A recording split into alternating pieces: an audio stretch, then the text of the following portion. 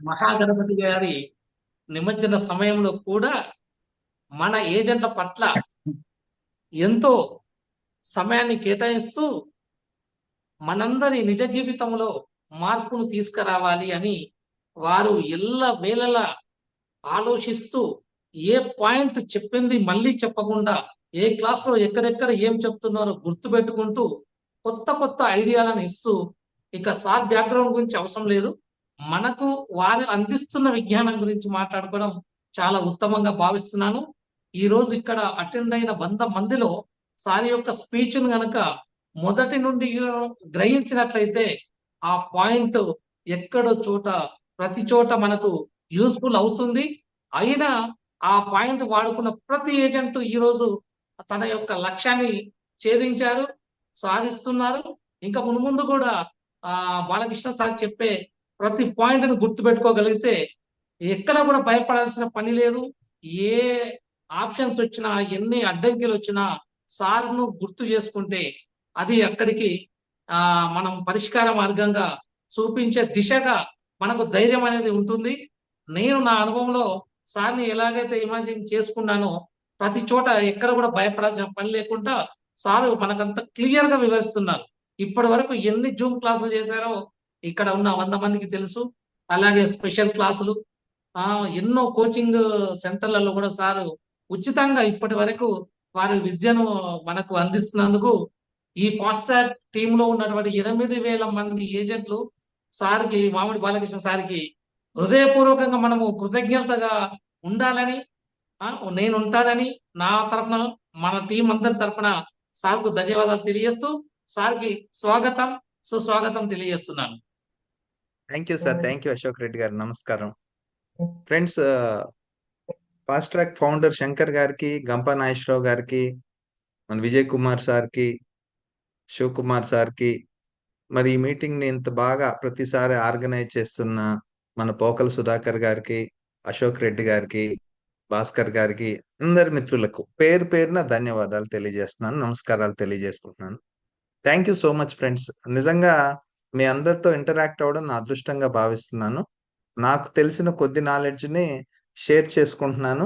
ఆ షేర్ చేసుకోవడానికి ఇలాంటి గొప్ప ప్లాట్ఫామ్ క్రియేట్ చేసిన మిత్రులందరికీ, మరియు ఓపిక్గా కండక్ట్ చేస్తున్నారు. ఓపిక్గా అశోక్ రెడ్డి గారు కానీ, సుధాకర్ గారు కానీ, భాస్కర్ గారు కానీ, ఇంకెంతో మిత్రులు పేరు పేరున చాలా చక్కగా, అంత ఓపిక వాళ్ళకున్నంత ఓపిక అయితే నాకు లేదు. నిజంగా అంత ఓపిక చేస్తున్నారు.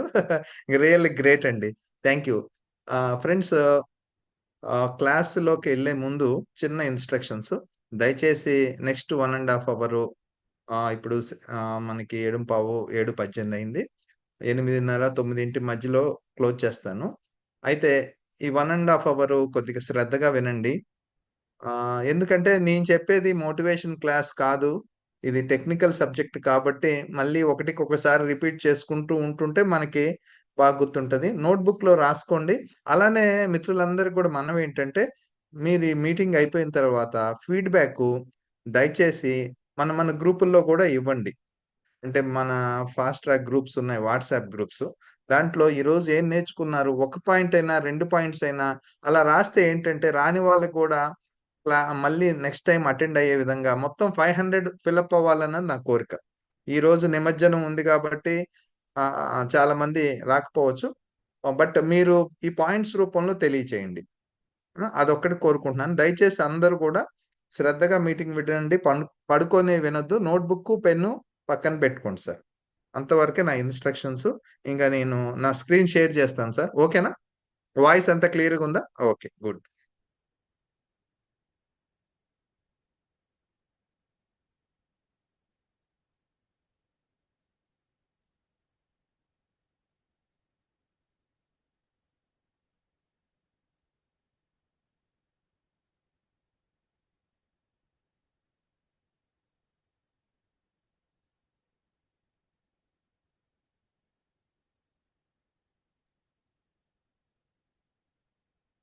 ముందుగా మీటింగ్‌లోకి వెళ్ళే ముందు గురు ప్రార్థన చేసి వెళ్దాం. అపార కరుణా సింధుం జ్ఞానదం శాంతరూపిణం శ్రీ చంద్రశేఖర గురుం ప్రణమామి ముదాన్వహం.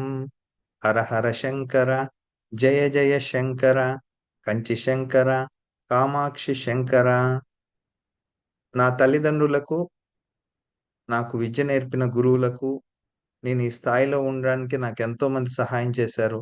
వారందరికీ నమస్కారాలు తెలియజేసుకుంటూ ఈ మీటింగ్ స్టార్ట్ చేస్తున్నాను.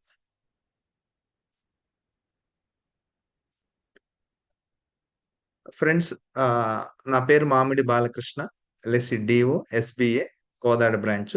నా మొబైల్ నెంబర్ ఇది. క్లాస్ అయిపోయిన తర్వాత ఏమైనా డౌట్స్ ఉంటే ఈ మొబైల్ నెంబర్కి అప్రోచ్ అవ్వండి. అంటే ఇన్ జనరల్గా నేను ఎర్లీగా పడుకుంటాను. మీరు వాట్సాప్లో పెట్టేయండి, నేను తర్వాత కాల్ బ్యాక్ చేస్తాను. మీకు ఏమైనా డౌట్స్ ఉంటే కాంటాక్ట్ చేయండి. ఒక్కోసారి నేను ఫోన్ తీయని సందర్భంలో తర్వాత కాల్ బ్యాక్ చేసి అడుగుతా అండి. బెటర్ ఏంటంటే మీరు వాట్సాప్లో పెట్టేశారు అనుకోండి, నేనన్నా ఫోన్ చేయడం అట్లా చేద్దాం. సో గత వారం మీటింగ్లో జరిగింది ఒకసారి రీక్యాప్ చేసుకున్నాం. గతంలో మనం పార్ట్ 1 చేశాం కదా. పార్ట్ 1లో ఏం చెప్పుకున్నామో ఒకసారి రీక్యాప్ చేద్దాం. సో ఈ సెప్టెంబర్ నెల ఎల్ఐసి బర్త్డే. ఎల్ఐసి సెప్టెంబర్ 1న ఆవిర్భవించింది. సో ఎల్ఐసి 68వ యానివర్సరీని జరుపుకుంది. రెండోది digital innovation. Engage, embrace, excel. Engage, embrace, excel. అంటే ఎవ్రీ ఇయర్ ఎల్ఐసి ఒక థీమ్ తోటి వర్క్ చేస్తదనమాట. సో ఈ సంవత్సరం ఎల్ఐసి థీమ్ ఏంటంటే, మనం డిజిటల్‌గా ఇన్నోవేట్ చేసి, ఇంకా కస్టమర్ ఈరోజు మనకి ఆన్‌లైన్‌లోనే ఉంటున్నారు. ఎవరు చూసినా సోషల్ మీడియాలో ఉంటున్నారు. సో మన ఎల్ఐసి గూడా డిజిటల్‌గా బాగా ముందడుగు ఎయ్యాలని డైవ్ అని ఒక ప్రాజెక్ట్ తీసుకుందనమాట. దానికి ఇన్ఫోసిస్ వాళ్ళు సపోర్ట్ చేస్తున్నారు. సో ఎల్ఐసి రూపురేఖల్ని పూర్తిగా మార్చాలని, డిజిటల్‌గా ఎల్ఐసి ముందుకెళ్ళాలని, ఏజెంట్స్‌కి, డెవలప్‌మెంట్ ఆఫీసర్స్‌కి, ఫీల్డ్ ఫోర్స్ అందరికీ, మార్కెటింగ్ పీపుల్ అందరికి కూడా టెక్నాలజీ ఉపయోగించుకొని కస్టమర్‌కి బెటర్ సర్వీసెస్ ఇవ్వడానికి చాలా పెద్ద ప్రాజెక్ట్సే వెనకాల నుంచి నడుస్తున్నాయి. కాపోతే మన ఆర్గనైజేషన్ చాలా పెద్ద ఆర్గనైజేషన్. ఎల్ఐసి ఎంత పెద్ద ఆర్గనైజేషన్ అని చెప్పడానికి మాటలు ఉండవన్నమాట. సో అంత పెద్ద ఆర్గనైజేషన్‌ని ట్రాన్స్‌ఫార్మ్ చేయాలంటే ఒక రోజులో అయ్యే పని కాదు. దీన్ని చాలా పెద్ద ప్రాజెక్ట్ ఇది. సో ఏజెంట్స్‌కి నాలెడ్జ్ ఇవ్వాలని కూడా ఒక టీమ్‌తో జతకట్టారు. ఈ డైవ్ ప్రాజెక్ట్ గురించి జరుగుతుంది. సో రానున్న కాలంలో టెక్నాలాజికల్‌గా మన ఆర్గనైజేషన్ పూర్తిగా ట్రాన్స్‌ఫార్మ్ చెందుతుందన్నమాట. సో ఆ థీమ్ తోటే ఈ 68వ యానివర్సరీని కూడా జరుపుకుంటున్నారు. సో రానున్న కాలంలో మనం అందరం ఆనందాన్ని మించి ఇంకా అప్డేట్స్ వస్తాయి. ఇంకా చాలా సులభతరం చేయబోతున్నారు. సో ఆ మార్పుల్లో ఈ రీసెంట్‌గా ఏజెంట్స్ కూడా ఒక యాప్ లాంచ్ చేశారు. డెవలప్‌మెంట్ ఆఫీసర్స్‌కి యాప్స్ వస్తున్నాయి. సో ఇంకేంటంటే మీరు ఆఫీస్ అనేది మీ మొబైల్‌లోనే యాప్ ద్వారా వచ్చే విధంగా జరుగుద్ది. ఈ 1 ఇయర్‌లో చాలా అంటే చాలా మార్పులు చూస్తాం. ఇవన్నీ మార్పులు మనకే. మార్పులనేవి మన మంచి గురించే వస్తున్నాయి. గుర్తుంచుకోండి. మార్పు మన మంచికే. మంచికే మార్పు. ఇప్పుడు గతంలో చేసిన విధంగా మనం మార్పు చెందకపోతే ఈరోజు చాలా ఇబ్బంది పడేవాళ్ళం గదా. సో ఏ మార్పొచ్చినా దానికి తగ్గట్టు మనం గూడా అడాప్ట్ అవ్వాలి ఫ్రెండ్స్. అంటే మనల్ని మనం మార్చుకోవాలి. ఆ మార్పుకు అనుగుణంగా మనల్ని మనం మార్చుకున్నప్పుడు మనం గూడా ఎదుగుతాం. సో ఏ కొత్త టెక్నాలాజికల్ ఇన్నోవేషన్ వచ్చినా మీరు దాన్ని నేర్చుకోండి. టెక్నాలజీకేంటంటే మనం పదే పదే చేస్తుంటే అలవాటయిద్ది. అది చెయ్యనంత వరకు అదేదో కష్టంలాగా ఉంటది. మనకెవరు వాట్సాప్ నేర్పించలేదు. ఏటీఎంకెళ్ళి డబ్బులు విత్‌డ్రా చేయడం నేర్పించలేదు. ఫేస్‌బుక్ గాని, ఇంకా టెలిగ్రామ్ గాని, ఇంకా చాలా మనకి మొబైల్ గూడా ఎవరు నేర్పించలే. మనమే అవన్నీ ప్రాక్టీస్ చేస్తుంటే అలవాటయిపోయింది. ఫోన్‌పే ఎవరు నేర్పించలా, గూగుల్ పే ఎవరు నేర్పించలా, ఆన్‌లైన్ టికెట్ బుకింగ్ ఇవన్నీ మనమే చేసుకుంటున్నాం ఈరోజు ఎలక్ట్రిసిటీ బిల్ పేమెంట్సు. సో, ఎల్ఐసిది గూడా మీరు గూడా ప్రాక్టీస్ చేయండి. చాలామందేంటంటే, ఇంకా ఆన్‌లైన్‌లో పేమెంట్స్ చేయడం గానీ, క్యూఆర్ కోడ్స్ వాడడం గానీ, ఇవన్నీ ఏంటంటే ప్రాక్టీస్ చేస్తూ ఉంటే వస్తది. చాలా వన్స్ ప్రాక్టీస్ అయిపోయాక, మనమే పాత పద్ధతిని ఇష్టపడం. ఈరోజు ఎవరైతే ఆనందాకి అలవాటు పడ్డారో, వాళ్ళసలు పేపర్‌లో పెన్ పెట్టడానికి చాలా ఇబ్బంది పడుతున్నారు. ఎందుకు ఇదంతా అంత ఈజీగా ఉందనమాట. అలవాటు అవ్వనంత వరకే. సో, గత క్లాస్‌ని ఒకసారి స్పీడ్‌గానే రివ్యూ చేసుకుంటూ, ఈరోజు చెప్పాల్సిన కంటెంట్‌ని చెప్దాం. సో, ఎల్ఐసికి LIC of India ranked first among the strongest insurance brands 2024 in the world by brand finance insurance 2024. ప్రపంచంలోనే బెస్ట్ ఇన్సూరెన్స్ బ్రాండ్గా బ్రాండ్ ఫైనాన్స్ వాళ్ళు 2024 సంవత్సరానికి ఎల్ఐసిని ఎంపిక చేశారు. ఇది భారతదేశంలో కాదు మిత్రమా, ప్రపంచంలోనే మన బ్రాండ్ అంత పెద్ద గొప్ప బ్రాండ్.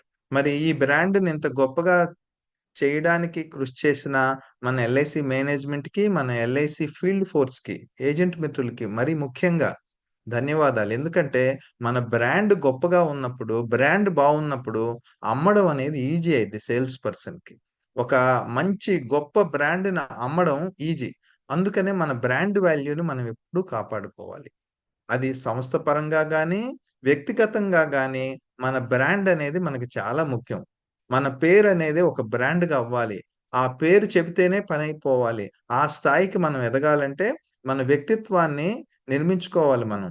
అంటే ఈ పలానా వ్యక్తి అంటే ఇది, పలానా వ్యక్తి ఇలాంటి పనులు చెయ్యడు, పలానా వ్యక్తి అంటే మంచితనానికి, సర్వీస్కి, డిసిప్లిన్కి, అన్ని పాజిటివ్ థింగ్స్కి మనం ఎప్పుడైతే ఒక్కోటి ఇంకా ఇంప్రూవ్ చేసుకుంటామో మన బ్రాండ్ వాల్యూ పెరుగుద్ది. సో మన సంస్థ నెంబర్ 1గా వరల్డ్‌లో ఇన్సూరెన్స్ కంపెనీల్లో ఉండడం మనందరికీ గర్వకారణం ఫ్రెండ్స్. అది ఎల్ఐసి 68వ బర్త్‌డే సందర్భంగా ఇలాంటి న్యూస్ వినడం అనేది ఇంకా గొప్ప విషయం. సో ఈ నెలలోనే మనకి ఉపాధ్యాయ దినోత్సవం కూడా జరుగుతుంది. ఉపాధ్యాయ దినోత్సవం సెప్టెంబర్ 5న ప్రతి సంవత్సరం మనం జరుపుకుంటాం. నిజంగా ఒక టీచర్ యొక్క గొప్పతనం ఎంత అంటే మనం మాటల్లో వివరించలేం. టీచర్ అంటే గురువుగారు. నిజంగా గురువే లేపోతే మనం ఎక్కడ అంధకారంలో ఎక్కడో ఉండేవాళ్ళం. మనకు విద్య నేర్పబట్టి మనం ఈరోజు ఈ పొజిషన్‌లో ఉన్నాం. సో టీచర్స్ డే అంటే సర్వేపల్లి రాధాకృష్ణన్ గారి బర్త్‌డేని సెలబ్రేట్ చేసుకుంటున్న ప్రపంచంలో ఉన్న గురువులందరికీ అది చాలా ఇంపార్టెంటు. గురువు లేపోతే ఈ ప్రపంచం ఎక్కడో ఉండేది. ఎందుకంటే ఎవరైతే ఒక మెడికల్ స్టూడెంట్ అయినా, ఒక ఇంజినీరింగ్ విద్యార్థి అయినా, ఒక గురువుకి శిష్యుడు అన్న మాట మనం గుర్తుంచుకోవాలి. శిష్యుడు ఎంత ఉన్నతంగా ఎదిగైనా వెళ్ళిపోవచ్చేమో గానీ, గురువు ఉండబట్టే శిష్యుడు ఆ విధంగా ఉంటాడు. సో దాని గురించి ఒక చిన్న వీడియో రూపంలో సుధామూర్తి గారు ఏం చెప్పారో మనం ఒకసారి చూద్దాం. My grandfather told me a very nice shloka from Mahabharata. He told Arjuna, the mighty warrior, always used to respect his teacher Dronacharya. And somebody asked him, "Oh, ఇప్పుడు సుధామూర్తి గారి వాళ్ళ తాతగారంట మహాభారతంలో ఒక స్టోరీ ఎప్పుడు తనకు చెప్తుండేవాళ్ళు. అర్జునుడు తన గురువైన ద్రోణాచార్యుడిని ఎప్పుడు పూజ చేసేవాడంట. అంత గౌరవంగా చూసేవాడు. అప్పుడు అర్జునుడిని అడిగేవాళ్ళంట మిగతా వాళ్ళు. ఎందుకు నువ్వు ద్రోణాచార్యుడికి అంత ఇంపార్టెన్స్ ఆయన కన్నా నువ్వు గొప్పవాడివి కదా! నువ్వు ఏంటి ఆయనకెందుకు అంతగా ఇంపార్టెన్స్ ఇస్తున్నావు అని అడిగారంట. Arjuna, you are such a famous man. You are a king. You have a lovely wife. You have so much wealth. Why do you always worship your teacher who doesn't have even any money?" Arjun అంటున్నారంట, నువ్వు గొప్ప విలుకాడివి. నీకు అందమైన భార్య ఉంది. నువ్వు ఒక రాజువి. నీకెంతో సంపద ఉంది. నువ్వు ప్రపంచంలోనే బెస్ట్ పర్సన్‌వి.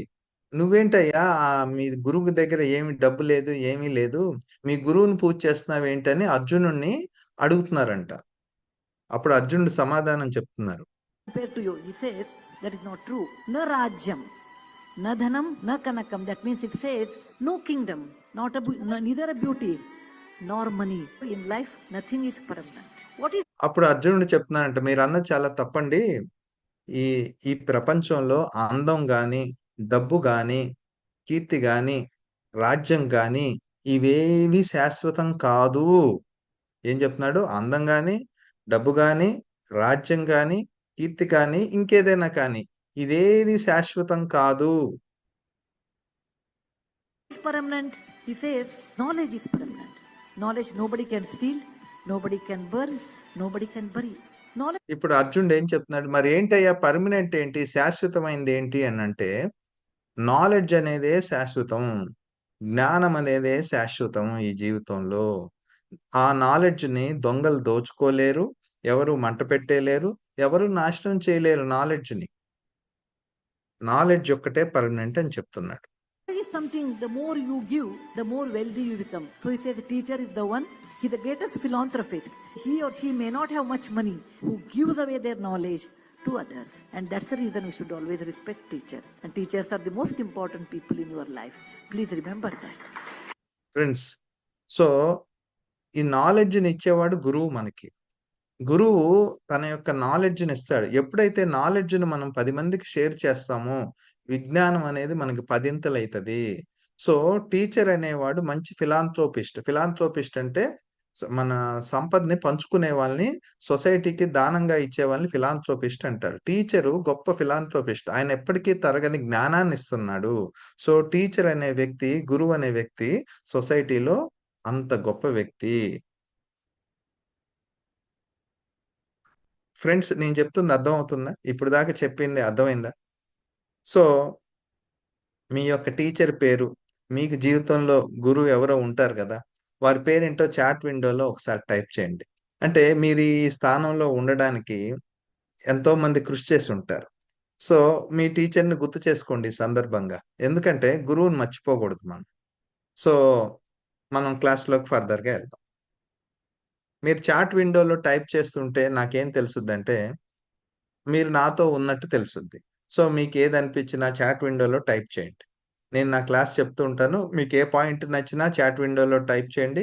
పర్టికులర్‌గా ఈ సందర్భంలో మీరేం చేయాలంటే, మీకు గురువు నేర్పి మీరు ఈ స్థానంలో ఉన్న తల్లిని మించిన దైవం లేదు. అంటే తల్లిదండ్రులే ఫస్టు ఎవరికైనా గురువులనమాట. తల్లిదండ్రుల్ని తర్వాతే మిగతా ఎవరైనా సరే.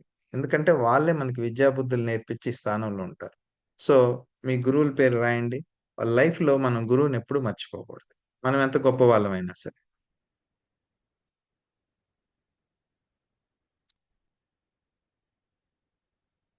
సో సుధామూర్తి గారు చాలా చక్కగా చెప్పారు.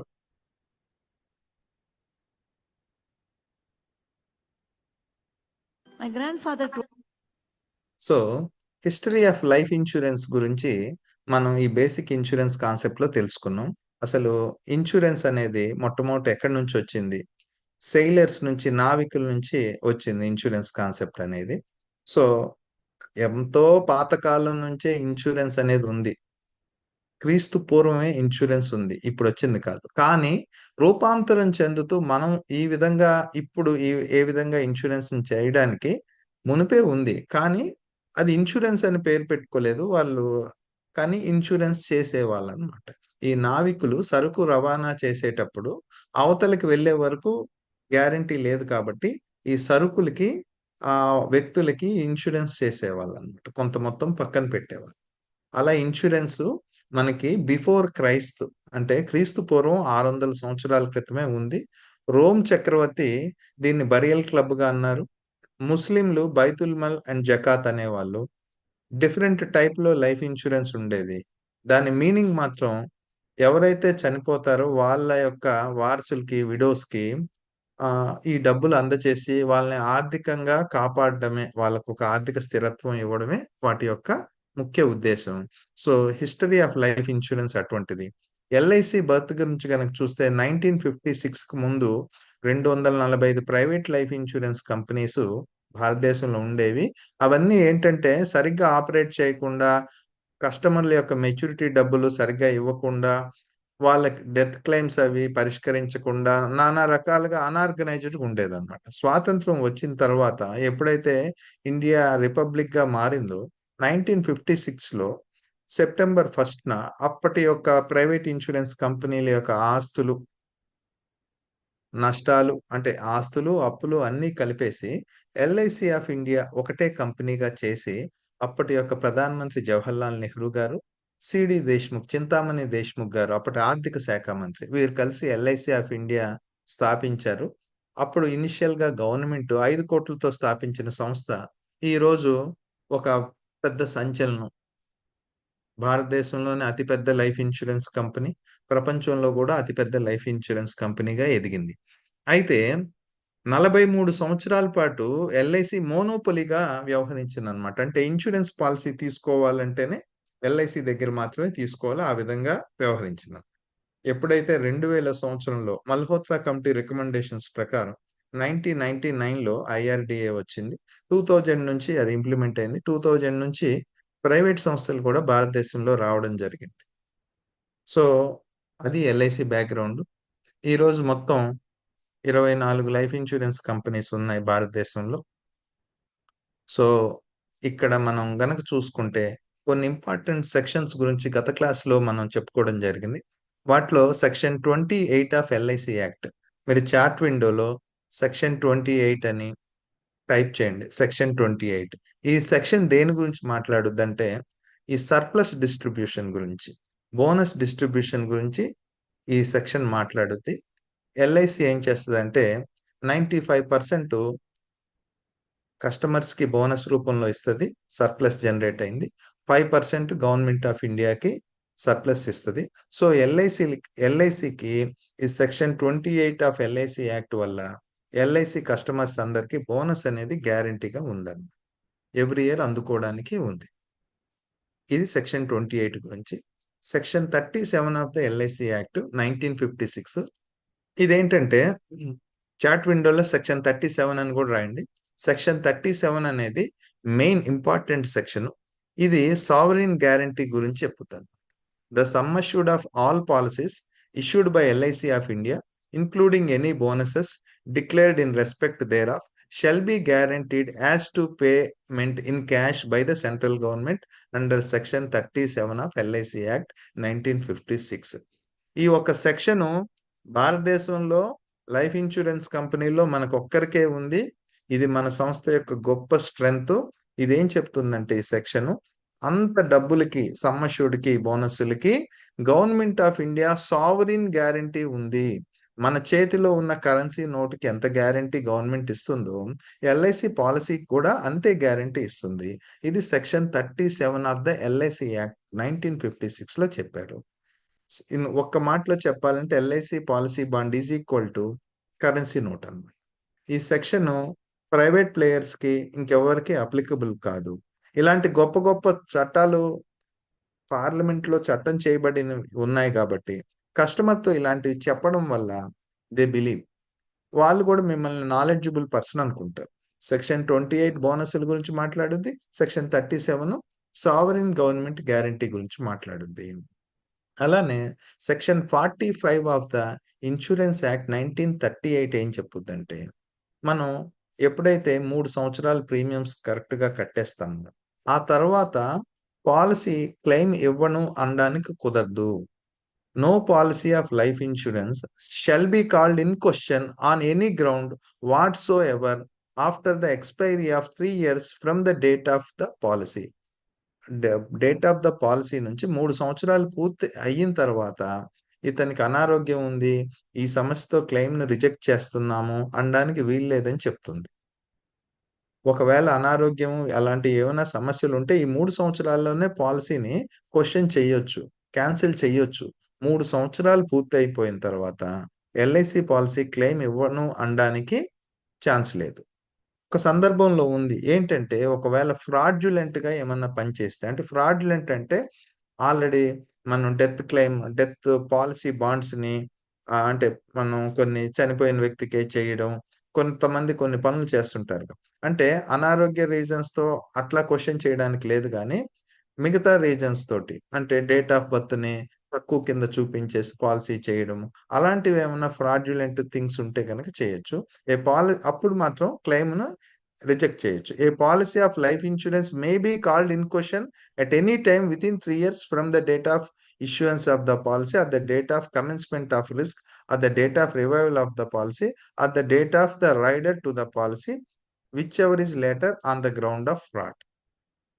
సో అంటే ఇక్కడ మీనింగ్ ఏంటంటే మనకి ఒకవేళ డేట్ ఆఫ్ కమెన్స్మెంట్ కానీ ఒకవేళ రివైవల్ ఎప్పుడైనా చేస్తే కానీ ఆ రివైవల్ చేసిన దగ్గర నుంచి అంటే మీరు పాలసీ ఇష్యూ చేసిన దగ్గర నుంచి కానీ మధ్యలో మీరు ఎప్పుడైనా పాలసీని రివైవల్ చేస్తే ఆ రివైవల్ దగ్గర నుంచి 3 సంవత్సరాల్లోపు చనిపోయినా కానీ మనకి వాళ్ళ ఎంక్వైరీకి వస్తారు. 3 సంవత్సరాలు దాటితే మాత్రం ఇంకా ఆ రీజన్ తోటి మాత్రం అనారోగ్య సమస్యలు ఈ రీజన్ తో మాత్రం చేయడానికి లేదన్నమాట.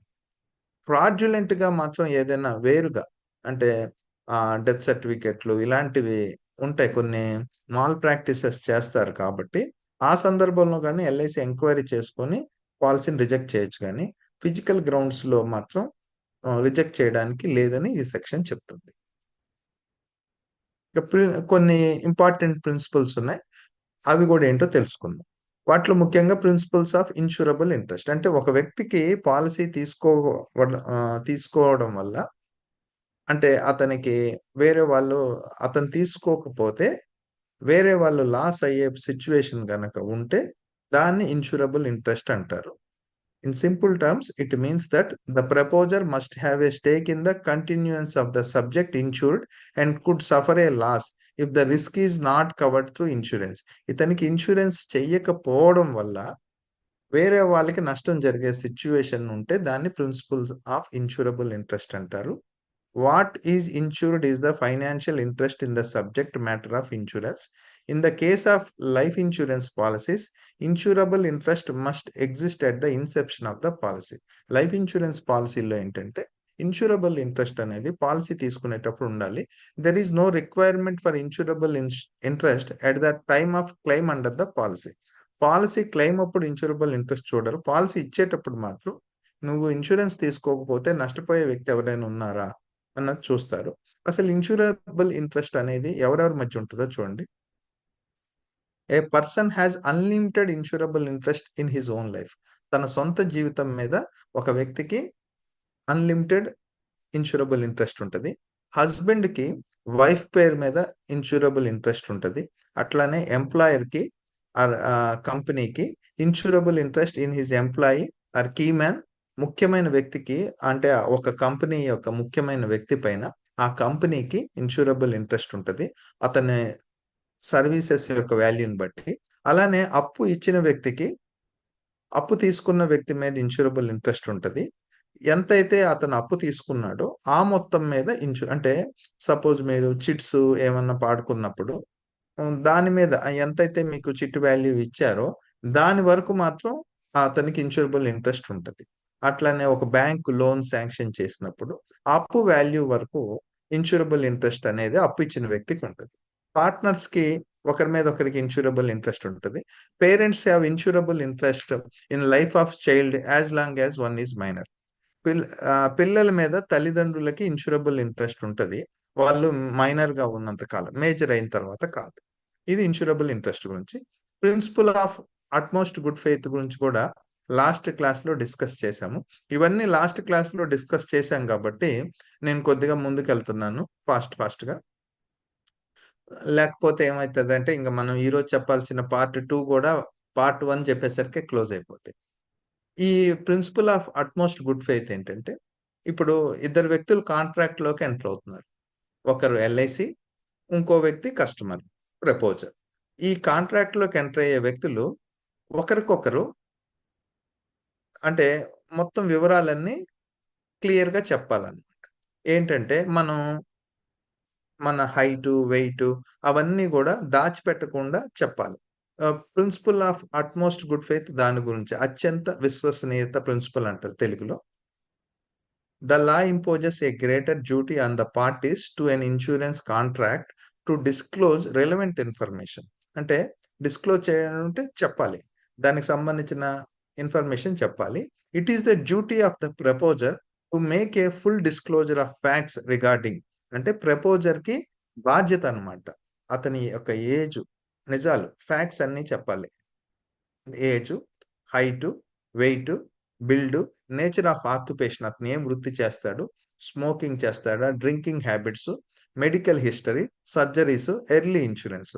సో కంపల్సరీగా మీటింగ్ అటెండ్ అవుతున్న మిత్రులందరికీ మనవి ఏంటంటే, మీరు కంపల్సరీగా మీ ప్రపోజల్ ఎవరైతే పాలసీ చేస్తాడో పాలసీ హోల్డర్ కి అడగండి. కంపల్సరీగా మీ ఆరోగ్య పరిస్థితి ఏంటి, మీ గతంలో ఏమన్నా సర్జరీస్ జరిగాయా, మీకేమన్నా medical history, bad medical history ఉందా, మీరు స్మోకింగ్ చేస్తారా, డ్రింకింగ్ చేస్తారా. ఎందుకంటే ఇవి అడిగితే అతను పాలసీ చెయ్యలేమని మీరు అనుకుంటారు, కానీ ఇవన్నీ అడగకుండా ఉంటే దాన్ని మెటీరియల్ ఫ్యాక్ట్స్ ని దాచిపెట్టినట్లు అవుతుంది. ఇలాంటివి మనం దాచిపెట్టినప్పుడు క్లెయిమ్ జరిగితే క్లెయిమ్ రిజెక్ట్ అవ్వడానికి మాక్సిమం ఛాన్సెస్ ఉంటాయి. సో ఖచ్చితంగా కస్టమర్ తో డిస్కస్ చేయండి. ఈ విధంగా ఉన్నా కూడా మనం పాలసీలు ఇవ్వచ్చు. అంటే నిజాలు చెప్పినంత మాత్రాన్ని పాలసీ ఇవ్వరని కాదు, కొద్దిగా వీళ్ళకి ఎక్కువ ప్రీమియం ఛార్జ్ చేస్తారనమాట. కొంతమంది చాలా లావుగున్న వ్యక్తులు కూడా తక్కువ వెయిట్ వేసేసి చేసేస్తారు. దానివల్ల అతను ఫర్దర్‌గా ఎప్పుడైనా రివైవల్‌కి వచ్చినప్పుడు గాని, అప్పుడు చాలా ఇబ్బంది పడాల్సొస్తది. వెయిట్ ఎక్కువుంటే వెయిట్ ఎక్కువున్నదెయ్యండి. దానికేంటంటే హెల్త్ ఎక్స్‌ట్రా కొంత పడతది. అవన్నీ మీ డెవలప్‌మెంట్ ఆఫీసర్ గారితోటి, బ్రాంచ్ మేనేజర్‌తో డిస్కస్ చేయండి. ఒక పద్ధతిలో బిజినెస్ చేయడం వల్ల మనం గుండె మీద చేయేసుకొని హ్యాపీగా ఉండొచ్చు. మన ఎల్ఐసి సంస్థ ప్రత్యేకంగా ఏంటంటే, ప్రపోజల్ ఇచ్చేటప్పుడే రిక్వైర్మెంట్స్ ఎక్కువ అడుగుద్ది గానీ, క్లెయిమ్ దగ్గర 100కి 99% చూసి చూడనట్టే వెళ్తున్నారు. క్లెయిమ్స్ జనరల్‌గా చాలా జనరస్‌గా ఇచ్చేస్తున్నారు మన వాళ్ళు. కానీ అది దానివల్ల మనం చేసే పనుల వల్ల సంస్థ యొక్క ఆర్థిక వ్యవహారాల మీద చాలా ఎఫెక్ట్ పడుతుంది. సో, మనం చాలా పర్ఫెక్ట్‌గా చేయాలి. ఆ విధానానికి మనం అలవాటవ్వాలి. గతంలో ఎలా చేసినా గాని, ఇక్కడి నుంచి మాత్రం ఈ క్లాస్ విన్న తర్వాత మాక్సిమం కస్టమర్‌తో డిస్కస్ చేయండి. వాటి యొక్క ఇంపాక్ట్ తెలుసుకోండి. ఇప్పుడు మీరు భవిష్యత్తులో రివైవల్ అయిందనుకోండి. మీరేదో హైట్, వెయిట్ మేనేజ్ చేసేస్తారు. చాలామంది హైట్ కొలవరు, వెయిట్ తీసుకోరు. అసలు ఈ వివరాలన్నీ అడగరు. దీనివల్ల ఫర్దర్‌గా రేపు మీకు క్లెయిమ్ రాపోతే పార్టీ దగ్గర నుంచి ఒత్తిడొచ్చే ప్రమాదం ఉంది. సో, దయచేసి మనం చేసే సబ్జెక్ట్ మీద అవగాహనతో చేయాలి. ఇప్పుడు ఒక డాక్టర్ సుశిక్షితుడు కాదనుకోండి. ఒక డ్రైవరు సరిగ్గా డ్రైవింగ్ నేర్చుకోలేదనుకోండి. ఎంత ప్రమాదం. ఎల్ఐసి ఏజెంట్ కూడా నాలెడ్జ్ లేకుండా ఇష్టానుసారం బిజినెస్ చేయడం వల్ల కూడా చాలా ప్రమాదం. అటు కస్టమర్‌కి, ఇటు సంస్థకి. ఎందుకంటే సంస్థ క్లెయిమ్ ఇవ్వకపోతే సంస్థకే చెడ్డ పేరొస్తది. మీకు గూడా ఇబ్బందయితది. మీకు క్లెయిమ్ రాకపోతే కస్టమర్ ఊరుకోడనమాట వాళ్ళ ఫ్యామిలీస్. అందువల్ల ఏదున్నా జెన్యూన్‌గా చేయండి. The proposer cannot defend non-disclosure by contending that he did not think that the fact was material to contract. అంటే అతను ఇది మెటీరియల్ కాదు కాంట్రాక్ట్‌కి అంటే ఇది రిలవెంట్ అనడానికి లేదు. అక్కడ అడిగిన క్వెషన్స్‌కి నిజాయితీగా సమాధానం చెప్పాలి. ఇదే అట్‌మోస్ట్ గుడ్ ఫెయిత్ ప్రిన్సిపల్ అంటారు. సో, ఇంకా జీవిత బీమా పాలిసీలు తీసుకోవడానికి అసలు 3 ఆలు కాలి. అవేంటి అన్నది మనం గతంలో డిస్కస్ చేసాం. అదేంటంటే 1 ఆరోగ్యం, 2 ఆదాయం, 3 ఆయుష్. సో, ఎవరైనా పాలిసీ తీసుకోవాలి అంటే, జీవిత బీమా పాలిసీ తీసుకోవాలంటే ఈ 3 క్రైటీరియాలు మీట్ అవ్వాలి. ఒకటేంటంటే ఆరోగ్యం బావుండాలి. ఆరోగ్యం అంటే ఇక్కడ ఫిజికల్ హెల్తే కాదు, మెంటల్ హెల్త్ కూడా బావుండాలి. శారీరక, మానసిక ఆరోగ్యం 2 కలిపినప్పుడే ఆరోగ్యం అంటారు. కొంతమంది శారీరకంగా ఆరోగ్యంగా ఉంటారు, మానసికంగా వికలాంగులుగా ఉంటారు. అలాంటి వాళ్ళకి కూడా మనం పాలిసీ ఇవ్వకూడదు. రెండోది ఆదాయం ఉండాలి. ఆయనకి సొంత ఆదాయం ఉండాలి. ఆదాయం లేని వ్యక్తులకి మనం పాలిసీ ఇవ్వలేం. లేడీస్ విషయంలో ఏంటంటే హస్బెండ్ ఇన్స్యూరెన్స్‌ని బేస్ చేసుకొని ఇస్తాం. చిన్న పిల్లల విషయంలో ఏంటంటే తల్లిదండ్రుల యొక్క ఆదాయాన్ని బట్టి మనం పాలిసీ ఇస్తాం.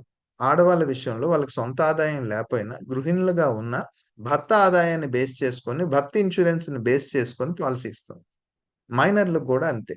అలానే మేజర్ స్టూడెంట్స్‌కి గూడా అంతే. 18 నుంచి 30 సంవత్సరాల వరకు చదువుకుంటూ ఉద్యోగం చేయకున్నా ఉన్న వాళ్ళని మేజర్ స్టూడెంట్స్ అంటారు. వాళ్ళకి గూడా తల్లిదండ్రుల ఆదాయాన్ని అనుసరించి వాళ్ళకి పాలిసీ ఇవ్వడం జరుగుతది. ఇంకా ఆయుష్ అనేదేంటంటే, ఇంకా మనకి కొన్ని పాలిసీలు తీసుకోవడానికి అర్హత అన్నమాట. ఇంత వయసు లిమిటే ఉంటది. సో, ఎప్పుడైనా గూడా మీరు కస్టమర్‌కి చెప్పాల్సిందేంటంటే, ఎల్ఐసి పాలిసీని పోస్ట్‌పోన్ చేయొద్దు. మీ ఆరోగ్యంలో ఎప్పుడైనా తేడా రావచ్చు. మీ ఆదాయాల్లో తేడా రావచ్చు. మీ ఏజ్ అనేది ఆయుష్ అనేది అంటే ఏజ్ అనేది క్రాస్ అయిపోవచ్చు. అలాంటి సందర్భంలో మనం పాలిసీ ఇవ్వలేం. సో, మానవ జీవితంలో ఉన్న 2 అతిపెద్ద సమస్యలేంటంటే ప్రతి మనిషికి చిన్న వయసులో మరణించడం, ఎక్కువ కాలం బతకడం. ఈ 2 సమస్యలకి ఒక పరిష్కార మార్గమే జీవిత బీమా పాలిసీ. ఈ జీవిత బీమా పాలిసీ చిన్న వయసులో మరణించినప్పుడు ఒక వ్యక్తి ఆ కుటుంబానికి పెద్ద మొత్తంలో ఆర్థిక సహాయం జీవిత బీమా పాలిసీ అందిస్తుంది. అలానే రెండో అతిపెద్ద సమస్య ఇప్పుడు ఎక్కువ మంది ఆలోచిస్తుందేంటంటే, ఎక్కువ కాలం జీవించినప్పుడు జీవిత బీమా పాలిసీ నుంచి వచ్చే మెచ్యూరిటీ మొత్తం వృద్ధాప్యంలో ఆర్థిక స్థిరత్వాన్నిస్తుంది. ఇప్పుడు కొంతమంది ఈ విధంగా ఇన్స్యూరెన్స్ పాలిసీని తీసుకుంటుంటే, ఇప్పుడు జనరేషను వెల్తీ పీపుల్ కూడా ఇన్స్యూరెన్స్ పాలిసీని ఎందుకు తీసుకుంటున్నారంటే, వాళ్ళకి పెద్ద మొత్తంలో రావాలి అమౌంట్ అనుకుంటే, ఇన్స్యూరెన్సు, అలానే షేర్ మార్కెట్‌లో పెట్టుబడి పెట్టడం ద్వారా ఆర్థికంగా ఎక్కువ డబ్బులు సంపాదించడానికి ఇప్పుడు యూనిట్ లింక్డ్ పాలిసీలొచ్చాయి. అలానే వాళ్ళ తదనంతరము ఈ ఆస్తి గూడా ఒక లెగసీ రూపంలో అంటే ఎటువంటి చికాకు లేకుండా ఈ ఆస్తులు అనేది ట్రాన్స్ఫర్ అవ్వడానికి కూడా లైఫ్ ఇన్సూరెన్స్ పాలసీ ఒక మంచి పెట్టుబడి సాధనంగా ఉంది. ఇన్కమ్ ట్యాక్స్ ప్రయోజనాలు కూడా మన పాలసీలో చాలా చక్కగా ఉన్నాయన్నమాట. సో లైఫ్ ఇన్సూరెన్స్ అనేది replacement of retirement, replacement of death, replacement of disability. బేసికల్గా చూస్తే మన ఇన్సూరెన్స్ పాలసీ ఒక రిటైర్మెంట్కి, పదవీ విరమణకి ఒక రీప్లేస్మెంట్, ఒక ప్రత్యామ్నాయం. అలానే డెత్కి, చనిపోవడానికి, అంటే ఒక వ్యక్తి చనిపోతే అతనికి రీప్లేస్మెంట్ ఏ విధంగా? ఆర్థికంగా ఆ కుటుంబానికి ఆదుకోవడానికి. అతని సంపాదనని ఈ లైఫ్ ఇన్సూరెన్స్ పాలసీ రీప్లేస్ చేస్తుంది. డిజబిలిటీ, అంగవైకల్యం జరిగినప్పుడు కూడా మనకి డిజబిలిటీ బెనిఫిట్ ద్వారా లైఫ్ ఇన్సూరెన్స్ పాలసీ వాళ్ళకి ఆర్థిక సహాయం ప్రతి నెల ఇస్తుంది 120 నెలల పాటు. సో ఈ మూడిటికి లైఫ్ ఇన్సూరెన్స్ పాలసీ ప్రత్యామ్నాయము అని చెప్పుకుందాం. ఒక వ్యక్తి లైఫ్ ఇన్సూరెన్స్ పాలసీ ఎందుకు తీసుకుంటా అంటే ఫ్యూనరల్ ఎక్స్పెన్సెస్ గురించి, తదనంతరం తన వారసులకి ఆర్థికంగా బర్డెన్ కాకుండా ఉండడానికి, అలానే పిల్లల చదువులు, వివాహం ఆగిపోకుండా ఉండడానికి, ఫ్యామిలీ లైఫ్ స్టైల్ అనేది కంటిన్యూ అవ్వడానికి, ఇదే స్థాయిలో కంటిన్యూ అవ్వడానికి కూడా చాలా మంది లైఫ్ ఇన్సూరెన్స్ పాలసీలు తీసుకుంటారు. ఒక రతన్ టాటాని రిప్రజెంట్ చేస్తారు. ఒక ముఖేష్ అంబానీ గారు రిలయన్స్ ఇండస్ట్రీని రిప్రజెంట్ చేస్తారు. అదే ఆదిత్య బిర్లా గ్రూప్ ని కుమార్ మంగళం బిర్లా గారు రిప్రజెంట్ చేస్తారు. విప్రోకి అజీం ప్రేమ్జీ. ఇవన్నీ చాలా పెద్ద బ్రాండ్స్. వాటన్నిటికన్నా గొప్ప బ్రాండ్ మన ఎల్ఐసి ఆఫ్ ఇండియా. మరి దీన్ని రిప్రజెంట్ చేసేది మాత్రం మన ఏజెంట్ మిత్రుడే. సో మన ఏజెంట్ మిత్రుడే ఈ ఎల్ఐసిని రిప్రజెంట్ చేస్తున్నారు. ఈ రోజు ప్రపంచంలోనే అద్భుతంగా ఈ బ్రాండ్ వచ్చిందంటే చాలా మంది ఏజెంట్లు ఎంతో గొప్పగా వ్యాపారం చేసి, ఎంతో నిజాయితీగా, ఎంతో ఎథిక్స్ గా, మోరల్ వాల్యూస్ తో వ్యాపారం చేయబట్టి ఈ సంస్థ 68 సంవత్సరాలు పూర్తి చేసుకుంది. ఎన్నో ఫైనాన్షియల్ క్రైసిస్ ని తట్టుకొని నిలబడింది. మరి ఇంత గొప్ప ఎల్ఐసి ఏజెంట్, మీరందరూ ఇలాంటి గొప్ప ఎల్ఐసి ఏజెంట్లు ఈ క్లాస్ అటెండ్ అవుతున్నారు. మీ అందరికీ మరొకసారి ధన్యవాదాలు చెప్తున్నాను. ఈ సందర్భంగా నేను ముఖేష్ అంబానీ గారు ఆయన జీవితంలో 3 మెసేజ్లు ఇచ్చారు. ఆ వీడియోని మీకు ప్లే చేస్తున్నాను. 3 of my life learnings with the next generation. My first learning to the youth is dream big. If you focus on the goal, you will overcome all obstacles. If you focus on obstacles, you will never reach your goal. My second learning, there is no substitute to hard work. Aim at being the best, not just the best in India, but the best in the world. My third learning is it is very important to be positive and optimistic in life. Have self-confidence. Believe in yourself.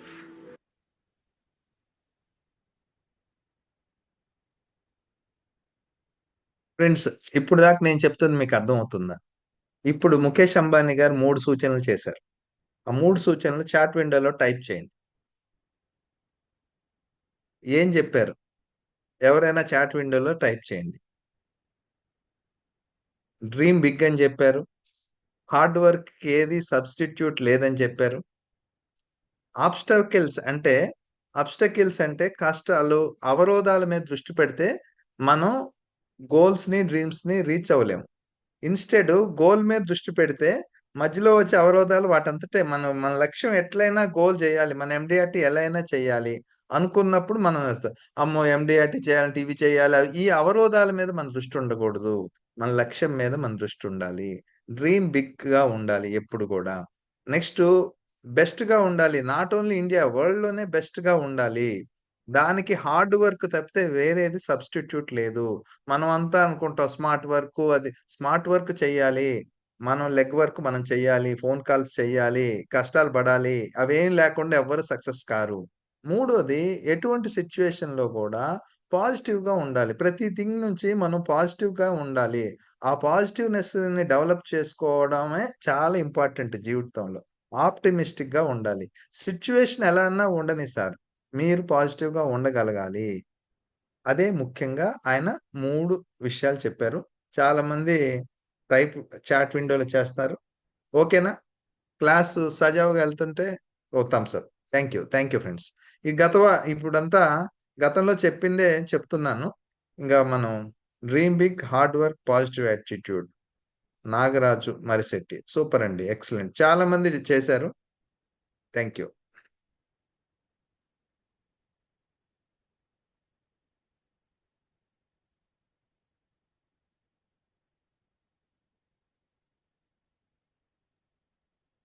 Three of my so, role of an agent. అసలు agent యొక్క role ఏంటి? మన చాలా మందికి agent యొక్క role క్లారిటీగా తెలియాలి. The main responsibility of an agent is to identify the prospective policy holder who is of good health, sound financial background, having good habits and good family background. Main responsibility ఏజెంట్‌కి ఏంటంటే మంచి ఆరోగ్యంతోటి ఫైనాన్షియల్‌గా కట్టుకోగలిగిన స్థితిలో ఉండి, మంచి అలవాట్లు కలిగి, మంచి ఫ్యామిలీ బ్యాక్‌గ్రౌండ్ ఉన్న పాలిసీ హోల్డర్స్‌ని ఐడెంటిఫై చేయడం. ఎందుకంటే agent is called as primary under writer.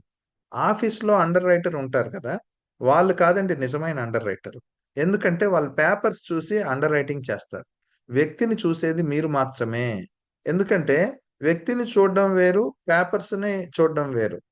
వ్యక్తిని చూస్తే పరిస్థితి ఏంటో వ్యక్తితో మాట్లాడేది, ఆయన ఇంటికెళ్ళేది, ఆయనతో తిరిగేది, ఆయన హ్యాబిట్స్ చూసేది ఇవన్నీ మీరు. పేపర్స్ వేరు, వ్యక్తిని చూసేది వేరు. సో, ఎల్ఐసిలో ఏజెంటే ప్రైమరీ అండర్ రైటర్. సో, అందువల్ల మీరు చాలా ముఖ్యమైన వ్యక్తి. మీరు చాలా ముఖ్యమైన వ్యక్తి అన్నమాట. దీన్ని దృష్టిలో పెట్టుకొని మనం చాలా ఇంపార్టెంట్ థింగ్స్ మనం చేయాలన్నమాట. ఒక వ్యక్తికి పాలిసీ ఇచ్చేటప్పుడు.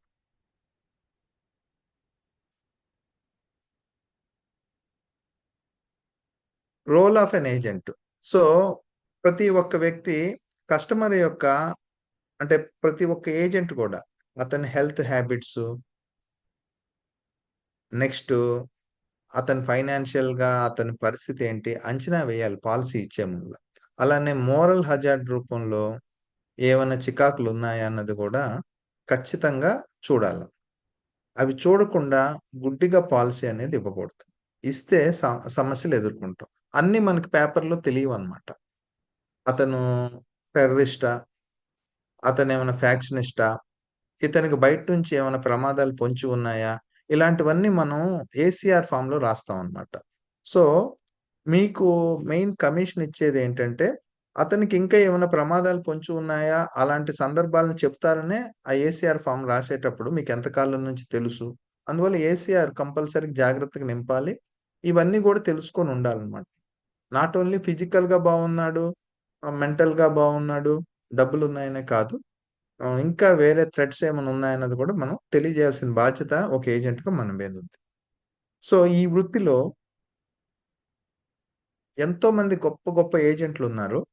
మనందరం ఏంటంటే భరత్ పారేఖ్ గారే అనుకుంటాం. భరత్ పారేఖ్ గారు ఎల్ఐసిలో గొప్ప ఏజెంట్ డౌట్ లేదు. ఇంతకు మించిన వ్యక్తులు కూడా చాలా మందున్నారు. అయితే భరత్ పారేఖ్ గారేంటంటే మనందరం ఎగ్జాంపుల్‌గా తీసుకుంటాం. వీరు అంటే నెట్ వర్త్ సుమారుగా 1000,00,00,000 ఉంటదన్నమాట. ఒక ఎల్ఐసి ఏజెంట్ ఎంటర్‌ప్రెన్యూర్‌గా ఎలా పనిచేయాలి? అంటే ఈ ఏజెన్సీ వృత్తనేది ఎంటర్‌ప్రెన్యూర్‌షిప్. అంటే ఒక వ్యాపారం స్థాయి అంటే ఒక వ్యాపారవేత్త లాంటి వ్యక్తి ఏజెంట్ అనే వ్యక్తి. ఈ వృత్తిని మనం తక్కువ అంచనా యేసుకొని మనం ఎండీఆర్‌టీకి, సీఓటీకే అంతవరకే అయిపోవద్దు. ఇది ఒక పెద్ద వ్యాపారవేత్తలాగా మనం ఎదగాలి. ఈ వ్యక్తి దానికి ఎగ్జాంపుల్. అతని ఆస్తి విలువ ఈరోజు 1000,00,00,000 వరకు ఉందంట. సో, అతను ఒక అద్భుతమైన పుస్తకం రాశారు. 'Adding more to life.' ఈ పుస్తకం అతను రాశారు. అప్పట్లో నేను రూ. 500 పెట్టి తెచ్చుకున్నాను. చాలా అద్భుతమైన పుస్తకం. చదవండి. ఆయన జీవితం ఏమీ అంత ఈజీగా సాగలేదన్నమాట. నాగ్‌పూర్‌లో ఉంటారు భరత్ పరేఖ్ గారు. ఈయన అబిచ్యురీ కాలమ్స్‌లో ఎక్కువ అంటే చనిపోయిన వాళ్ళుంటారు గదా! వాళ్ళు పేపర్‌లో ప్రకటన ఇస్తుంటారు గదా! వాళ్ళని కాంటాక్ట్ చేసి వాళ్ళకి ఫ్రీగా ఎల్ఐసి క్లెయిమ్స్ ప్రాసెస్ చేస్తారు. ఈయన గొప్పతనం ఏంటంటే సర్వీసింగ్ బాగా ఇచ్చి క్లయింట్ బేస్‌ని పెంచుకున్నారనమాట. ఆయన కస్టమర్ల బర్త్‌డేలు గూడా ఆయన ఆఫీస్‌లో సెలబ్రేట్ చేస్తారు. సో, కస్టమర్‌తో మంచి సర్వీసింగ్ ఇవ్వడం వల్ల, బాండింగ్ పెంచుకోవడం వల్ల, రిలేషన్‌షిప్ పెంచుకోవడం వల్ల ఒక వ్యక్తి భారతదేశంలో ఎంత పెద్ద గొప్ప వ్యక్తి అయ్యాడు. ప్రపంచంలోనే మన ఎల్ఐసి సంస్థ యొక్క కీర్తిని ఇతను మోస్తున్నాడు. అంటే ఎండీఆర్‌టీలు సాధించడం ద్వారా గాని, ఎన్నో రికార్డులు వీరి పేరున్నాయి. వీరిలాంటి ఏజెంట్లు చాలా మందున్నారు. వీరొక ఎగ్జాంపుల్ మాత్రమే. వీలైతే 'యాడింగ్ మోర్ టు లైఫ్' అనే పుస్తకం మీకు అమెజాన్‌లో అట్లా దొరుకుద్ది. ఇంగ్లీష్‌లో ఉంటది ఆ పుస్తకం. చదవండి. చాలా ఇన్‌స్పైరింగ్ బుక్ అండి నిజంగా. సో, ఎల్ఐసి ఆఫ్ ఇండియా గవర్నమెంటా? ప్రైవేటా? అనేది డిస్కస్ చేసాం. ఎల్ఐసి అనేది పక్కా గవర్నమెంట్ ఆర్గనైజేషన్. 96.5% స్టేక్ అనేది ఎ గవర్నమెంట్‌కి ఎల్ఐసిలో ఉంది. 3.5% అనేది ఐపీఓలో రావడం జరిగింది. షేర్ మార్కెట్‌లోకొచ్చినంత మాత్రాన ఒక కంపెనీ ప్రైవేట్ అనేది నిర్ధారించము. కంపెనీలో మెజారిటీ వాటా అంటే 51% ఎవరి దగ్గరున్న దాన్ని బట్టి అది గవర్నమెంటా? ప్రైవేటా? అనేది డిసైడ్ జేస్తారు. ఎల్ఐసిలో ప్రెజెంట్ గవర్నమెంట్‌కి 96.5% ఉంది. మోర్ ఓవరు నిర్మలా సీతారామన్ గారు పార్లమెంట్‌లో ఏం జెప్పారంటే, ఎల్ఐసికి ఎప్పటికి గూడా సావరెన్ గవర్నమెంట్ గ్యారంటీ కొనసాగుద్దనే చెప్పారు. ఇప్పుడు గనక చూస్తే స్టేట్ బ్యాంక్ ఆఫ్ ఇండియా భారతదేశంలోనే అతిపెద్ద ప్రభుత్వ రంగ బ్యాంకు. దాంట్లో గవర్నమెంట్‌కి 51% వాటానే ఉంది. సో, గవర్నమెంట్ 51% మెయింటైన్ చేసుకుంటుంది ఎప్పుడు. సో, ఇన్స్యూరెన్స్ కంపెనీ దిగ్గజమైన ఎల్ఐసిలో గవర్నమెంట్‌కి 96.5% ఉంది. ఎల్ఐసి పక్కా గవర్నమెంట్ ఆర్గనైజేషన్.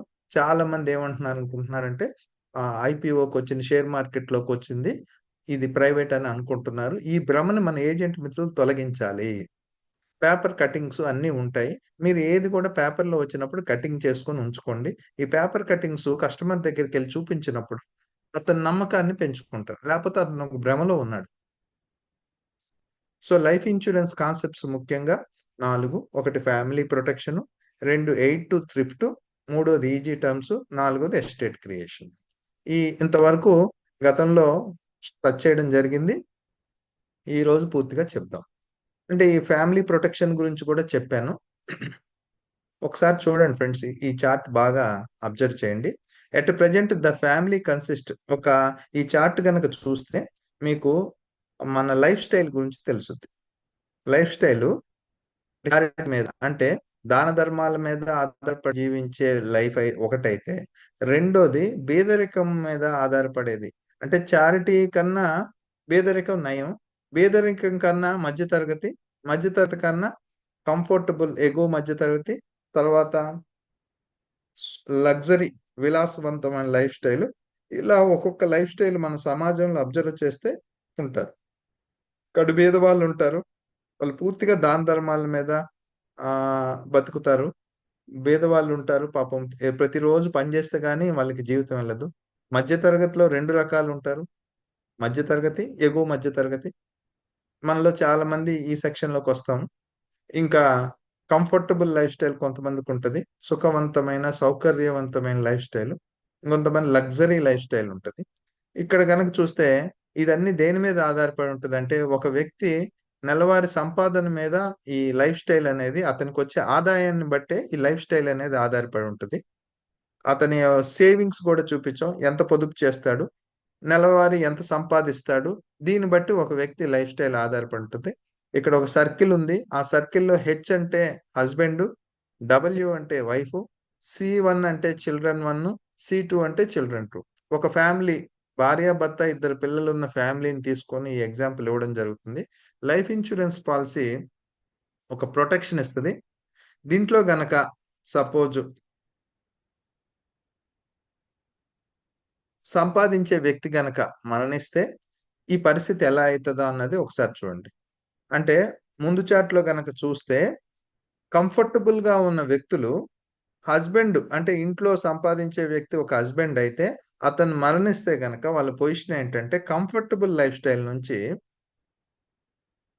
Poverty life స్టైల్‌కి పడిపోద్దన్నమాట. పేదరికానికి పడిపోద్ది. ఇది 100% కరెక్ట్. ఎందుకంటే సంపాదించే వ్యక్తి లేకపోతే ఆ ఇంటికి సంపాదన ఉండదు కదా! ఆ సంపాదన లేకపోతే ఏమైద్ది? వెంటనే వాళ్ళ లైఫ్ స్టైల్ అనేది సౌకర్యవంతమైన లైఫ్ స్టైల్ నుంచి మామూలు లైఫ్ స్టైల్‌కి పడిపోద్ది.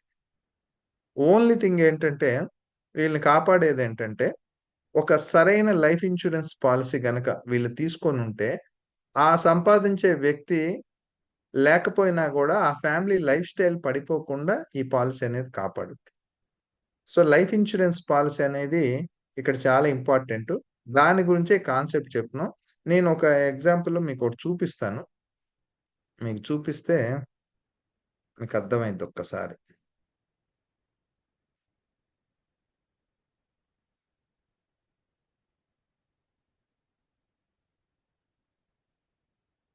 నేను ఒక ప్రెజెంటేషన్ చూపిస్తాను. కొంత టైమ్ ఇవ్వండి నాకు.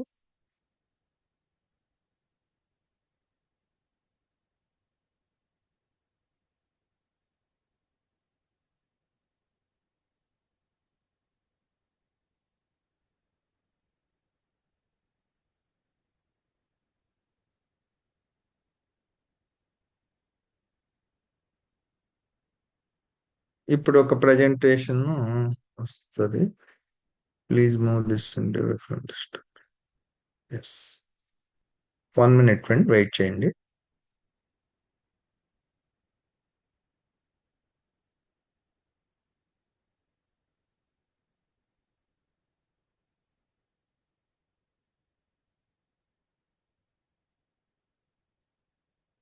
ఇప్పుడు నా స్క్రీన్ షేర్ అవుతుందా?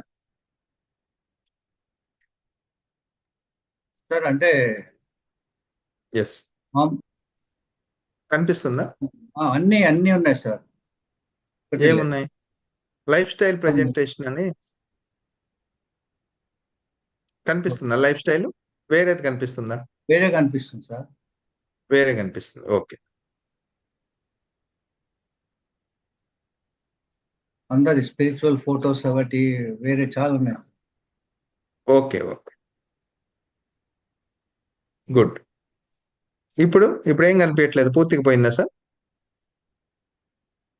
మీరు ఒక్కరే పడుతుంది సార్. ఇప్పుడు నేను ఒక్కడనే కనిపిస్తున్నాను. ఓకే. యా.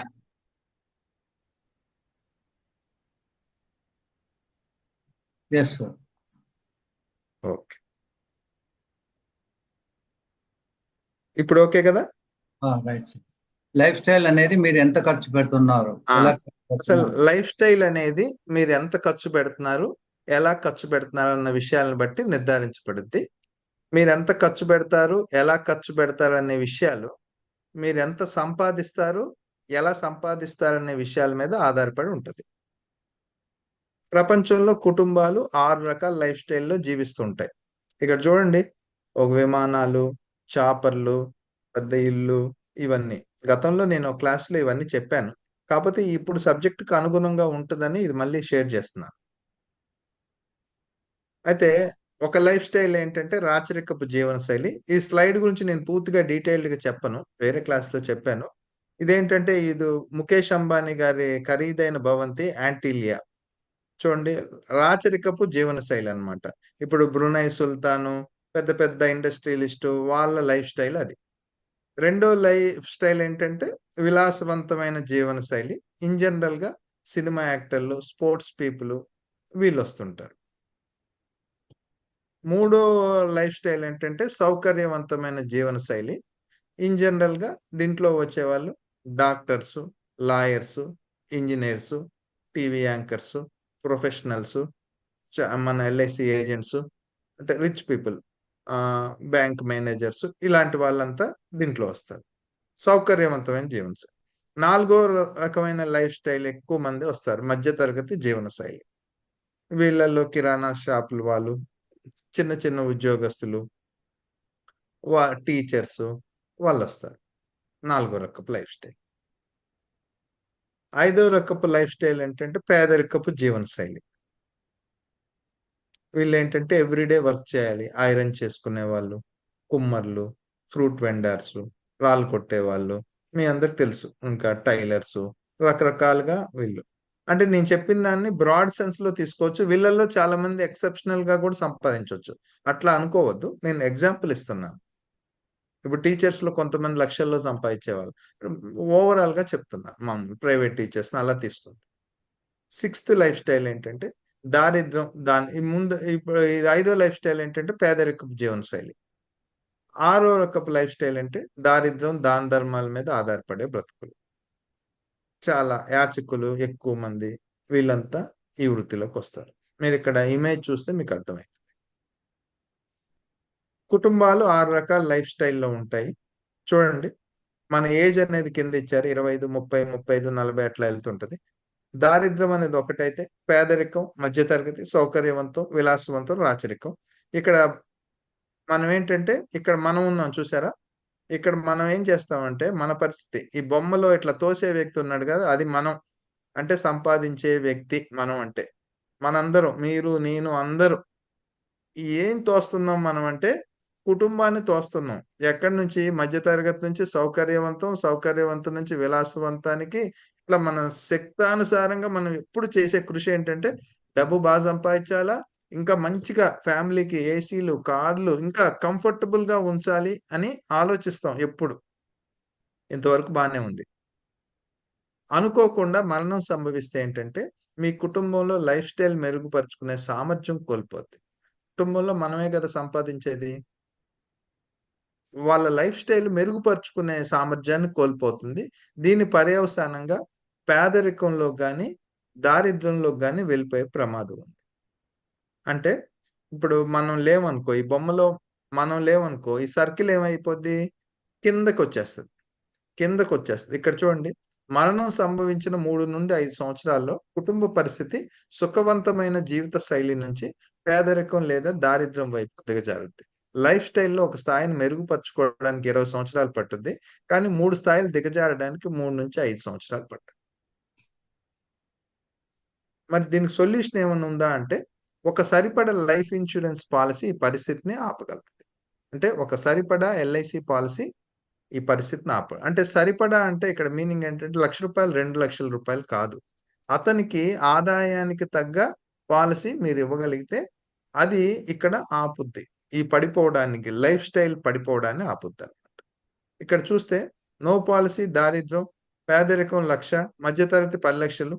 ఎగ్జాంపుల్‌కి ఇట్లా అని కాదు. ఎగ్జాంపుల్ సౌకర్యవంతం రూ. 1,00,00,000, విలాసవంతం 10,00,00,000, రాచరికం 100,00,00,000 పాలిసీలు. సో, మరణం తర్వాత కూడా ఎల్ఐసి మీ కుటుంబాన్ని ఈ విధంగా ఆదుకుంటది. ఇది ఫ్రెండ్స్. ఈ కాన్సెప్ట్ నేను ఈ బొమ్మ ద్వారా మీకు సరిగ్గా ఎక్స్‌ప్లెయిన్ చేశాను నేను అనుకుంటున్నా. అంటే డిఫరెంట్ లైఫ్ స్టైల్స్ ఉంటాయి. మనం సమాజంలో గనక చూస్తే, ఆ లైఫ్ స్టైల్స్ అనేవి ఎవరి ఆదాయాన్ని బట్టి వాళ్ళ లైఫ్ స్టైల్ ఉంటది. సో, ఆ లైఫ్ స్టైల్ అనేది ఆదాయం సంపాదించే వ్యక్తి ఉన్నంత కాలం ఆ కుటుంబం నొప్పి తెలియకుండా హ్యాపీగా బతుకుద్ది. ఆయన ఎక్కడి నుంచి తెస్తున్నాడు వాళ్ళకేం తెలుసు? ఖర్చు చేస్తుంటారు. ఒక్కోసారి మనం ఆపలేం. వాళ్ళ ఖర్చును గూడా ఆపలేం. అట్లని అడ్డు చెప్పలేం. సో, అంత బొమ్మ బానే ఉంది. ఆల్ ఆఫ్ ఎ సడెన్ ఏమన్నా అయితే ఏంటి? అంటే ఒక 2,00,00,000, 3,00,00,000 లైఫ్ ఇన్స్యూరెన్స్ పాలిసీ ఉండకపోతే ఆ లైఫ్ స్టైల్ మెయింటెనెన్స్ అవ్వదు. ఆ పిల్లల చదువులు అవన్నీ ఫ్యామిలీ రన్నింగ్ అవన్నీ అవ్వవు. సో, లైఫ్ స్టైల్ మెయింటెనెన్స్‌కి అంతే విధంగా ఉండాలి అంటే కంపల్సరీగా ఒక సరైన ఇన్స్యూరెన్స్ పాలిసీ ఇవ్వడం ముఖ్యం. సో, మన పాత్ర అనేది ఏజెంట్ పాత్ర అనేది సమాజంలో చాలా పెద్ద పాత్ర. ఏదో పాలిసీ ఇచ్చేసామా అన్నది కాదు. వాళ్ళకి మనం చెప్పగలగాలి కంపల్సరీగా. అప్పుడు మాత్రమే వాళ్ళు కూడా రియలైజ్ అవుతారు. ఇలా రియలైజ్ అవ్వాలి అంటే మీ దగ్గర ప్రెజెంటేషన్స్ ఉండాలి. పేపర్ కటింగ్స్ ఉండాలి. ల్యాప్‌టాప్ ఇలాంటివి వాడగలగాలి. ఎప్పుడైనా గ్రాఫికల్‌గా చూపిచ్చింది అతని సైకాలజీ మీద చాలా ఎఫెక్ట్ పెడుతది మాటల కన్నా. అతను చాలా చాలా మాటలు ఇనుంటాడు కదా! అందువల్ల అవన్నీ ఆపేస్తది. ఇతనికి ఎట్టి పరిస్థితిలో పాలిసీ చేయకూడదని డిసైడ్ అయ్యి ఉంటాడు. ఈయన వస్తాడు. మనం మాత్రం పాలిసీ ఇవ్వకూడదని అతని లోపల మనిషి అతనికి చెప్తుంటాడు. మనం మాత్రం అతనికి సినిమా ఏంటో చూపియాలి. సో, అది ఫ్రెండ్స్.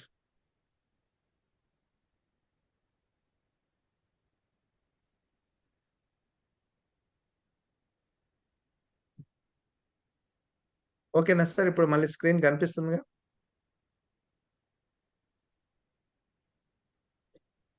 కనిపిస్తుంది సార్. ఓకే. ఇందుకు ఒక బ్లాక్ వచ్చింది సార్ కింద. కింద. సార్ మళ్ళీ బ్లాక్ ఏమైనా కనిపిస్తుందా? బ్లాంక్ గా? ఆ చిన్నగా అడుగు భాగంలో ఉంది సార్, ఒక చిన్న స్పేర్ టైప్ లో. ఓకే. ఇప్పుడు పైన వచ్చింది. ఇప్పుడు ఇప్పుడు పోయిందా? మళ్ళీ మధ్య కిందికి వచ్చింది సార్, మధ్యలో రెండైనా ఇప్పుడు. అవునా? 1 minute. ఇప్పుడు ఒక ఓకేనా? మళ్ళీ వచ్చిందా? మళ్ళీ వచ్చింది సార్. 1 minute. అది పోతులేండి, ఒక 2 నిమిషాలు. పోతే నాకు చెప్పండి. ఓకే. ఇప్పుడు పోయిందా సార్? పోయినట్టే కింద ఒక్కటి ఉన్నా సార్, అంతే. Okay sir, okay okay. కింద ఉన్నది, అది వైట్ లోనే ఉన్నది, ప్రాబ్లం లేదు. ఓకే. సో బేసిక్ గా ఏంటంటే లైఫ్ ఇన్సూరెన్స్ పాలసీ ఏ విధంగా ఫ్యామిలీని సర్వైవల్ చేస్తుందో అన్నది చూసాం. ఇది ఫ్యామిలీ ప్రొటెక్షన్ కి ఈ విధంగా లైఫ్ ఇన్సూరెన్స్ పాలసీ ఒక లైఫ్ స్టైల్ అనేది పడిపోకుండా కాపాడుద్ది, ఒక సరైన పాలసీ అని నేర్చుకున్నాం. రెండోది 8 to థ్రిఫ్ట్ అనమాట. 8 to థ్రిఫ్ట్ గా ఈ పాలసీ ఉపయోగపడుద్ది, లైఫ్ ఇన్సూరెన్స్ పాలసీ అనేది. ఇవన్నీ బేసిక్ కాన్సెప్ట్స్ అన్నమాట. ఇవి మనం ఎప్పుడైతే బేసిక్స్ బలంగా ఉంటాయో, లైఫ్ ఇన్సూరెన్స్ పాలసీ దండగా అని ఆయన అంటాడు. లైఫ్ ఇన్సూరెన్స్ పాలసీ దండ కాదు. లైఫ్ ఇన్సూరెన్స్ పాలసీ అనేది నీ ఫైనాన్షియల్ ప్లానింగ్ లో ఇదే ముఖ్య భూమిక పోషిస్తది, ఇదే ఒక పునాది అన్న విషయాన్ని తెలియచేయడానికి మనం ఈ కాన్సెప్ట్స్ అన్ని తెలియజేయాలి. People normally save for long term either for retirement income or children education. In general గా లాంగ్ టర్మ్ సేవింగ్స్ ని లైఫ్ ఇన్సూరెన్స్ పాలసీ బాగా ప్రోత్సహిస్తుంది. ఎందుకు ఇన్ జనరల్ గా సేవింగ్స్ చేస్తారంటే, రిటైర్మెంట్ పదవీ విరమణ గురించి, రెండోది పిల్లల ఎడ్యుకేషన్ గురించి. Children education, most people feel that the safety of their funds is far more important than liquidity. అంటే పిల్లల ఎడ్యుకేషన్ గురించి మనం డబ్బులు పొదుపు చేస్తాం కదా, దానికి సేఫ్టీ అనేది చాలా ఇంపార్టెంట్ లిక్విడిటీ కన్నా కూడా.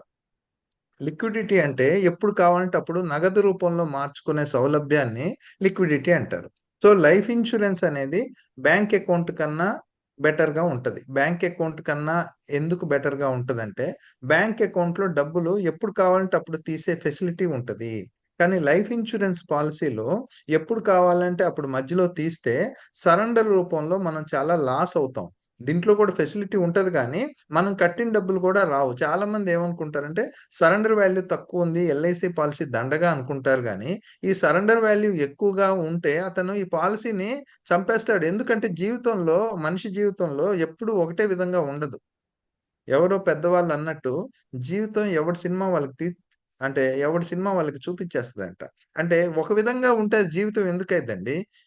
చాలా ఎత్తు పల్లాలు ఉంటాయి, అప్స్ అండ్ డౌన్స్ ఉంటాయి. ఈ రోజులాగా రేపు జీవితం ఉండదు.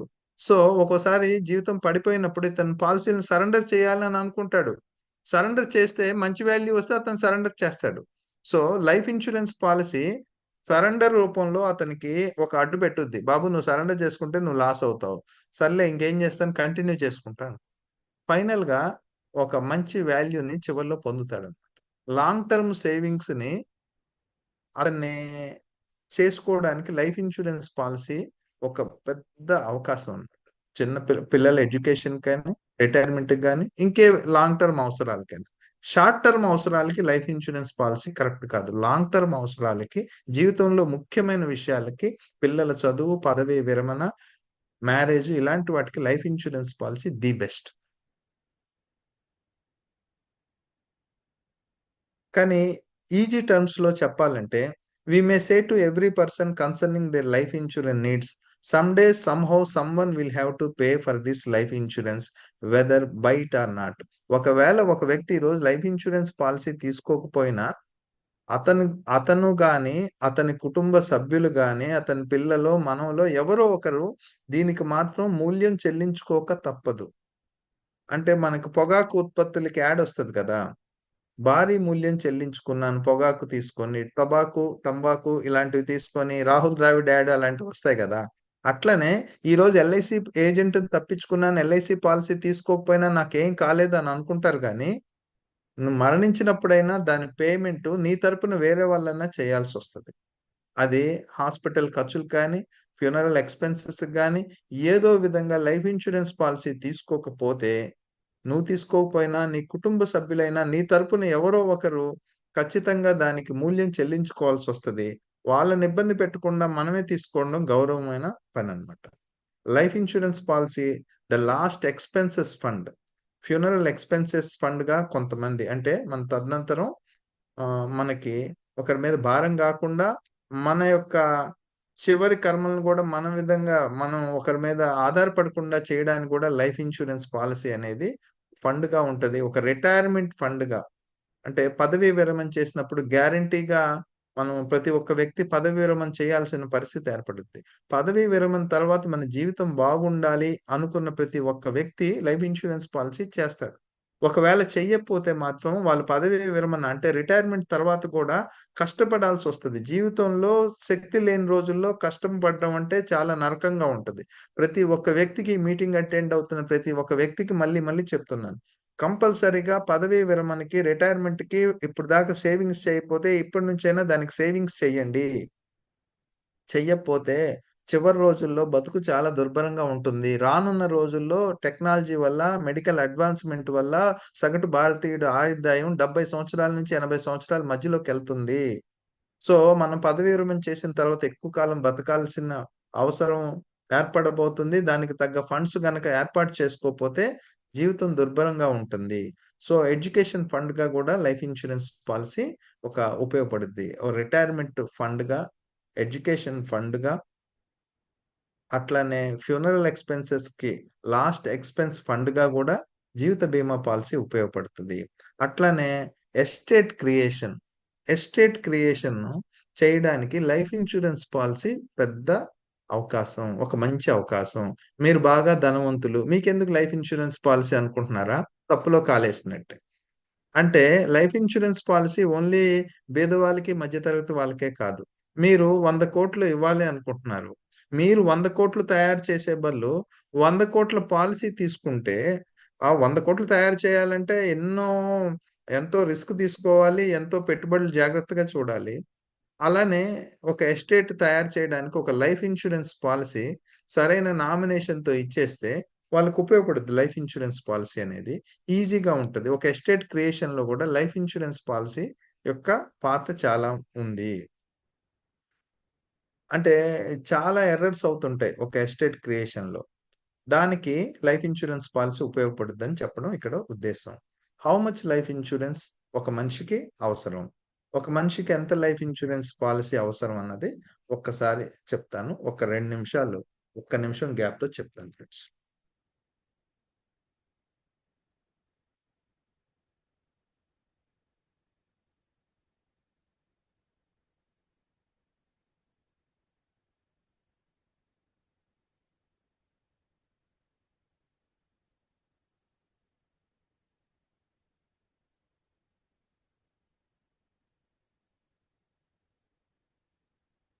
ఒక వ్యక్తికి ఎంత లైఫ్ ఇన్సూరెన్స్ పాలిసీ అవసరం అనేది 2 పద్ధతుల్లో తెలుసుకోవచ్చు. ఒకటి క్యాపిటల్ నీడ్ అనాలిసిస్, రెండోది హ్యూమన్ లైఫ్ వాల్యూ. సో, మనం ఇందాక డిస్కస్ చేసినట్టు ఒక వ్యక్తికి సరైన ఇన్సూరెన్స్ పాలిసీ ఇచ్చినప్పుడు మాత్రమే, అతనికి ఆదాయానికి తగ్గ పాలిసీ ఇచ్చినప్పుడు మాత్రమే మనం ఆ ఫ్యామిలీకి న్యాయం చేయగలుగుతాం. సరే మరి దీన్ని ఎలా కనుక్కోవాలంటే మనకు 2 పద్ధతులున్నాయి. ఒకటి క్యాపిటల్ నీడ్ అనాలిసిస్. రెండోది హ్యూమన్ లైఫ్ వాల్యూ. మొదట క్యాపిటల్ నీడ్ అనాలిసిస్ చూద్దాం. క్యాపిటల్ నీడ్ అనాలిసిస్ ఫ్రెండ్స్ ఇక్కడ నుంచి చాలా జాగ్రత్తగా వినండి. స్క్రీన్ మీద ఎవరో గీతలు గీస్తున్నారు. దయచేసి గీతలు గీయొద్దు.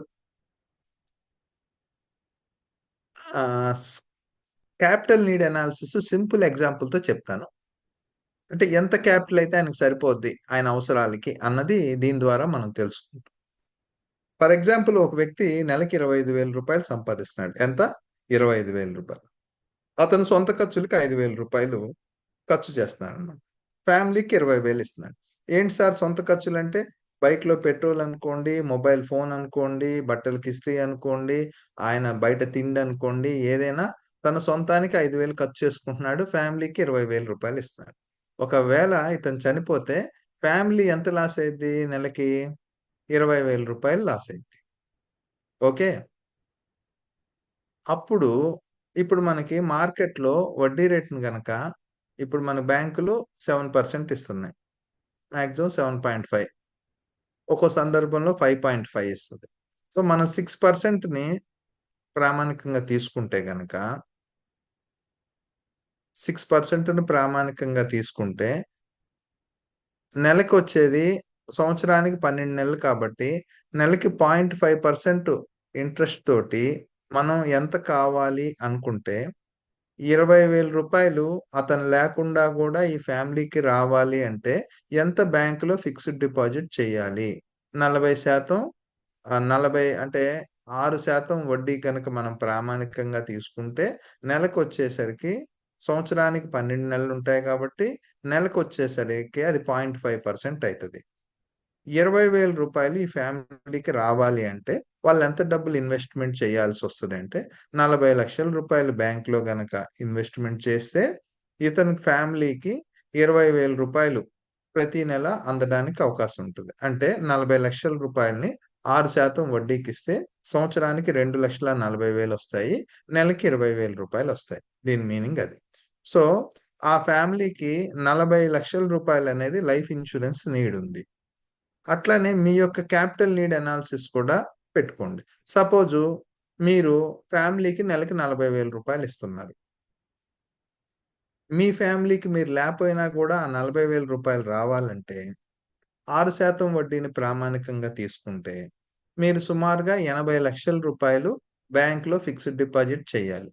80 లక్షలని ఫిక్స్డ్ డిపాజిట్ చేస్తే 6% వడ్డీతోటి నెలకి 40,000 రూపాయలు ఫ్యామిలీకి వస్తుంది. సో మనం లేనప్పుడు మన ఫ్యామిలీ ఎంతైతే డబ్బులు నెల నెల అవసరాలు ఉంటాయో అది కనుక్కోవడమే క్యాపిటల్ నీడ్ అనాలిసిస్. మళ్ళీ చెప్తాను. ఒక వ్యక్తి నెలకి 25,000 రూపాయలు సంపాదిస్తున్నాడు. అతని ఖర్చులకి 5,000 పోను, ఫ్యామిలీకి 20,000 రూపాయలు ఇస్తున్నాడు. సో ఫ్యామిలీకి ఆయన లేకపోతే నెలకి 20,000 రూపాయలు లాస్ అవబోతున్నాడు. సో ఈ 20,000 రూపాయలని వాళ్ళు సంపాదించుకునే దానికి అతనికి ఎంత ఇన్సూరెన్స్ పాలసీ ఇవ్వడం కనుక్కోవడమే క్యాపిటల్ నీడ్ అనాలిసిస్. వడ్డీని రూ. 10 వడ్డీ కింద తీసుకుంటే మనకి 40 లక్షల రూపాయలు అతని బ్యాంక్లో డిపాజిట్ చేయాలి ఇమీడియట్ గా. 40 లక్షల రూపాయలు బ్యాంక్లో డిపాజిట్ చేస్తే ఆయన ఉన్నా లేకపోయినా ఫ్యామిలీకి 20,000 రూపాయలు అందుతాయి. ఓకే. సో 40 లక్షలు ఐదర్ బ్యాంక్లోనే డిపాజిట్ చేయాలి.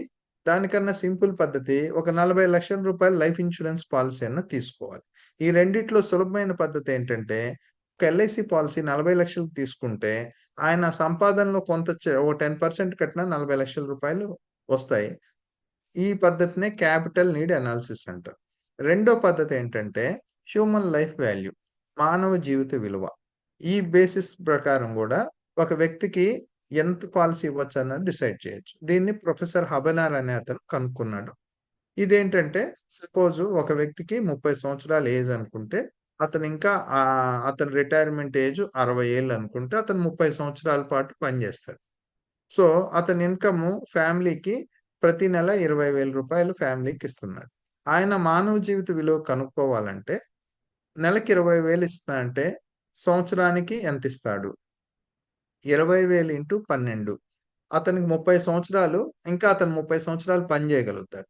సో 20,000 ఇంటూ 12 ఇంటూ 30 చేస్తే 72 లక్షలు. అంటే అతను నెలకి 20,000 సంపాదిస్తున్నాడు, సంవత్సరానికి 2,40,000 సంపాదిస్తాడు. అతను ఇంకా 30 సంవత్సరాల పాటు సంపాదించగలుగుతాడు కాబట్టి ఈ 2,40,000ని 30 పెట్టి డివైడ్ మల్టిప్లై చేస్తే 72 లక్షలు వస్తుంది. ఇది అతని యొక్క హ్యూమన్ లైఫ్ వాల్యూ, మానవ జీవిత విలువ. ఫ్రెండ్స్, ఇది మానవ జీవిత విలువ. ఈ విధంగా క్యాలిక్యులేట్ చేసి ఒక వ్యక్తికి మనం ఎంత జీవిత బీమా ఇవ్వచ్చు అన్నది కనుక్కోవడానికి ఇది 2 పద్ధతులు. ఒకటి క్యాపిటల్ నీడ్ అనాలిసిస్, రెండోది హ్యూమన్ లైఫ్ వాల్యూ. అంటే మీకు ఇక్కడ ఒక డౌట్ రావచ్చు, సార్ ప్రతి ఒక్క వ్యక్తి అతని ఆదాయాన్ని మనకి డిస్క్లోజ్ చేస్తాడా అంటే చేయడు. కానీ ఖర్చుల్ని డిస్క్లోజ్ చేయమంటే మాత్రం హ్యాపీగా చేస్తాడు. ఎందుకంటే అతనికి నాకు ఇంత ఖర్చులు ఉన్నాయి, నీకు పాలసీ చేయలేనని చెప్తారు కదా. కాబట్టి మీరు కస్టమర్ యొక్క ఖర్చులు అడగండి. ఇంకో సింపుల్, ఇంత సూత్రాలు లేకుండా ఒక సింపుల్ లెక్క చెప్తాను. ఇదన్నా బాగా బ్రెయిన్ లో గుర్తుంచుకోండి. అతని నెలవారీ ఖర్చులు అంటే ప్రతి మనిషి ఫుడ్కి, హౌస్ రెంట్కి, ఈఎంఐలకి, పిల్లల చదువులకి, ఇంకా గ్రోసరీస్కి, హాస్పిటల్ ఎక్స్పెండిచర్కి, వీటికి వాటికి డబ్బులు ఖర్చు చేస్తాడు కదా. ఈ రోజు ఒక మనిషి కంఫర్టబుల్ గా బతకాలంటే కనీసం 50,000 రూపాయలు ఉండాలి కదా ప్రతి నెల. ఒక 50,000ని మనం లెక్క తీసుకుంటే ఒక 200 అనేది మైండ్లో గుర్తుంచుకోండి. ఈ 50,000ని 200 పెట్టి మల్టిప్లై చేయాలి. 50,000ని 200 పెట్టి మల్టిప్లై చేస్తే ₹1,00,00,000.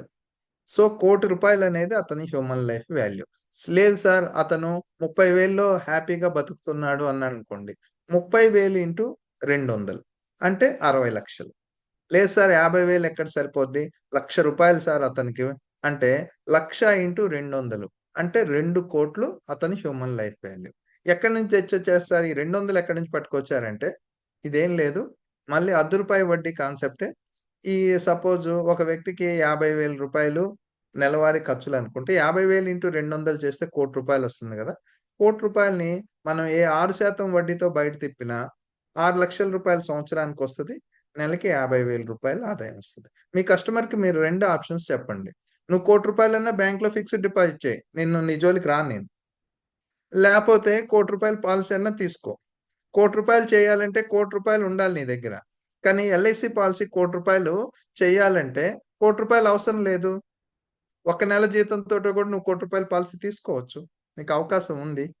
సో ఏది బెటర్ అన్నది అడగండి. ₹1,00,00,000 ఫిక్స్డ్ డిపాజిట్ చేయడం బెటరా? ₹1,00,00,000 పాలసీ తీసుకోవడం? సో స్మాల్ అమౌంట్ తోటి ₹1,00,00,000 పాలసీ తీసుకోవడం చాలా ఈజీ. అయితే గతంలో వాళ్ళకి కొంత పాలసీలు ఉంటాయి కదా. సపోజ్ గతంలో 20 లక్షలకో 30 లక్షలకో ఉంటాయి. ఒకటేసారి 1,00,00,000 2,00,00,000 అంటే భయపడిపోతాడు customer.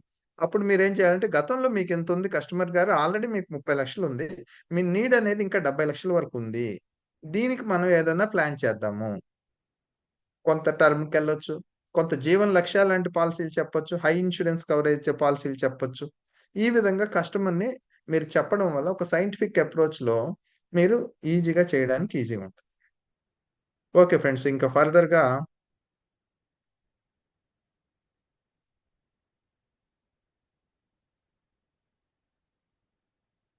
So human life value గురించి కూడా మనం డిస్కస్ చేయడం జరిగింది. ఇన్స్యూరెన్స్ లేకపోవడం అంటే డబ్బు లేకపోవడం కాదు, ఆలోచన లేకపోవడమే. సో బాగా గుర్తుంచుకోండి. ఒక వ్యక్తికి ఇన్సూరెన్స్ లేదు అంటే అతని దగ్గర డబ్బు లేదని కాదు మీనింగ్. అతని దగ్గర ఆలోచన లేకపోవడమే దానికి రీజన్. ఆలోచన తెప్పివలసిన బాధ్యత ఇన్సూరెన్స్ ప్రొఫెషనల్స్‌గా మన మీద ఆధారపడి ఉంది. దాని యొక్క ఆవశ్యకతను తెలియచేయాల్సిన బాధ్యత, ఆ ఆలోచన తెప్పించే బాధ్యత మనది. సో ఒక వ్యక్తికి ఇన్సూరెన్స్ లేకపోవడం అంటే అతనికి డబ్బు లేకపోవడం కాదు, ఆలోచన లేకపోవడం. ఆలోచనలు తెప్పించే బాధ్యత మనది. సో ఎందుకు పీపుల్ ఎప్పుడైనా సేల్స్ సైకాలజీ కూడా తెలుసుకోవాలి. ఇప్పుడు దాకా మనం సబ్జెక్ట్ గురించి తెలుసుకున్నాం ఫ్రెండ్స్. హ్యూమన్ లైఫ్ వాల్యూ గురించి, క్యాపిటల్ నీడ్ అనాలిసిస్ గురించి, ఒక ఎస్టేట్‌గా లైఫ్ ఇన్సూరెన్స్ పాలసీ ఏ విధంగా ఉపయోగపడుతుంది, ఒక థ్రిఫ్ట్‌గా లైఫ్ ఇన్సూరెన్స్ పాలసీ ఏ విధంగా ఉపయోగపడుతుంది ఫైనాన్షియల్ ప్లానింగ్‌లో. అలానే ఒక వ్యక్తి రిటైర్మెంట్ ఫండ్ కింద లైఫ్ ఇన్సూరెన్స్ పాలసీ, పిల్లల ఎడ్యుకేషన్‌కి లైఫ్ ఇన్సూరెన్స్ పాలసీ. ఇలాంటి రకరకాల అంశాల్ని మనం ఇప్పటిదాకా తీసుకున్నాం. అసలు లైఫ్ ఇన్సూరెన్స్ పాలసీ ఎందుకు తీసుకుంటారు? అసలు సేల్స్‌లో ఇన్ జనరల్‌గా ఎలా జరుగుద్ది అంటే, ఇక్కడ మీరు చూస్తుంది ఒక ఐస్‌బర్గ్ అన్నమాట. సముద్రాల్లో ఐస్‌బర్గ్స్ ఉంటాయి. ఒక టైటానిక్ షిప్ గూడా ఈ ఐస్‌బర్గ్‌ని గుద్దుకొనే అంత పెద్ద షిప్ గూడా కొలాప్స్ అయిపోయింది. ఇవేంటంటే బయటికి కొంతే కనిపిస్తాయి. లోపల చాలా పెద్దగా ఉంటదన్నమాట. బయటికి చాలా చిన్న పార్ట్ కనిపిస్తది. సో, ఇన్ జనరల్‌గా గూడా జనాలు లాజిక్‌తో 10% కొంటారు. 90% ఎమోషన్స్‌తో కొంటారు. ఎస్పెషల్లీ లైఫ్ ఇన్సూరెన్స్ పాలిసీ అనేది కంటికి కనిపించిన ఒక పాలిసీ. ఈ పాలిసీ ముఖ్యంగా ఎమోషన్స్ తోటే కొంటారు.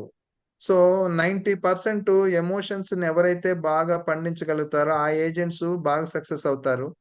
లాజికల్‌గా ఇంత కడితే అంతొస్తాయి, అంత కడితే ఇంతొస్తాయని చెప్పే ఏజెంట్స్ సక్సెస్ చాలా తక్కువ. 10% పీపులే లాజిక్‌తో బై చేస్తారు. సో, మనం ఎమోషన్స్‌ని బాగా చేయాలి. People don't by logic. జనాలు లాజిక్‌తో కొనరు. లాజిక్‌తో కొంటే మిత్తికిచ్చుకోవడం బెటరు, వడ్డీకిచ్చుకోవడం బెటర్ అని ఆలోచిస్తారు.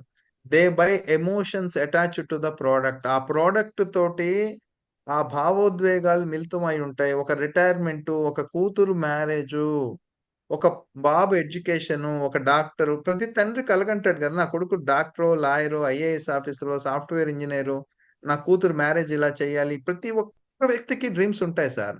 ఈ డ్రీమ్స్ గురించి వాళ్ళ దగ్గర మాట్లాడాలి. అప్పుడు ఎమోషనల్‌గా కనెక్ట్ అవుతారు. People don't buy to get into a problem. They buy to get out of the problem.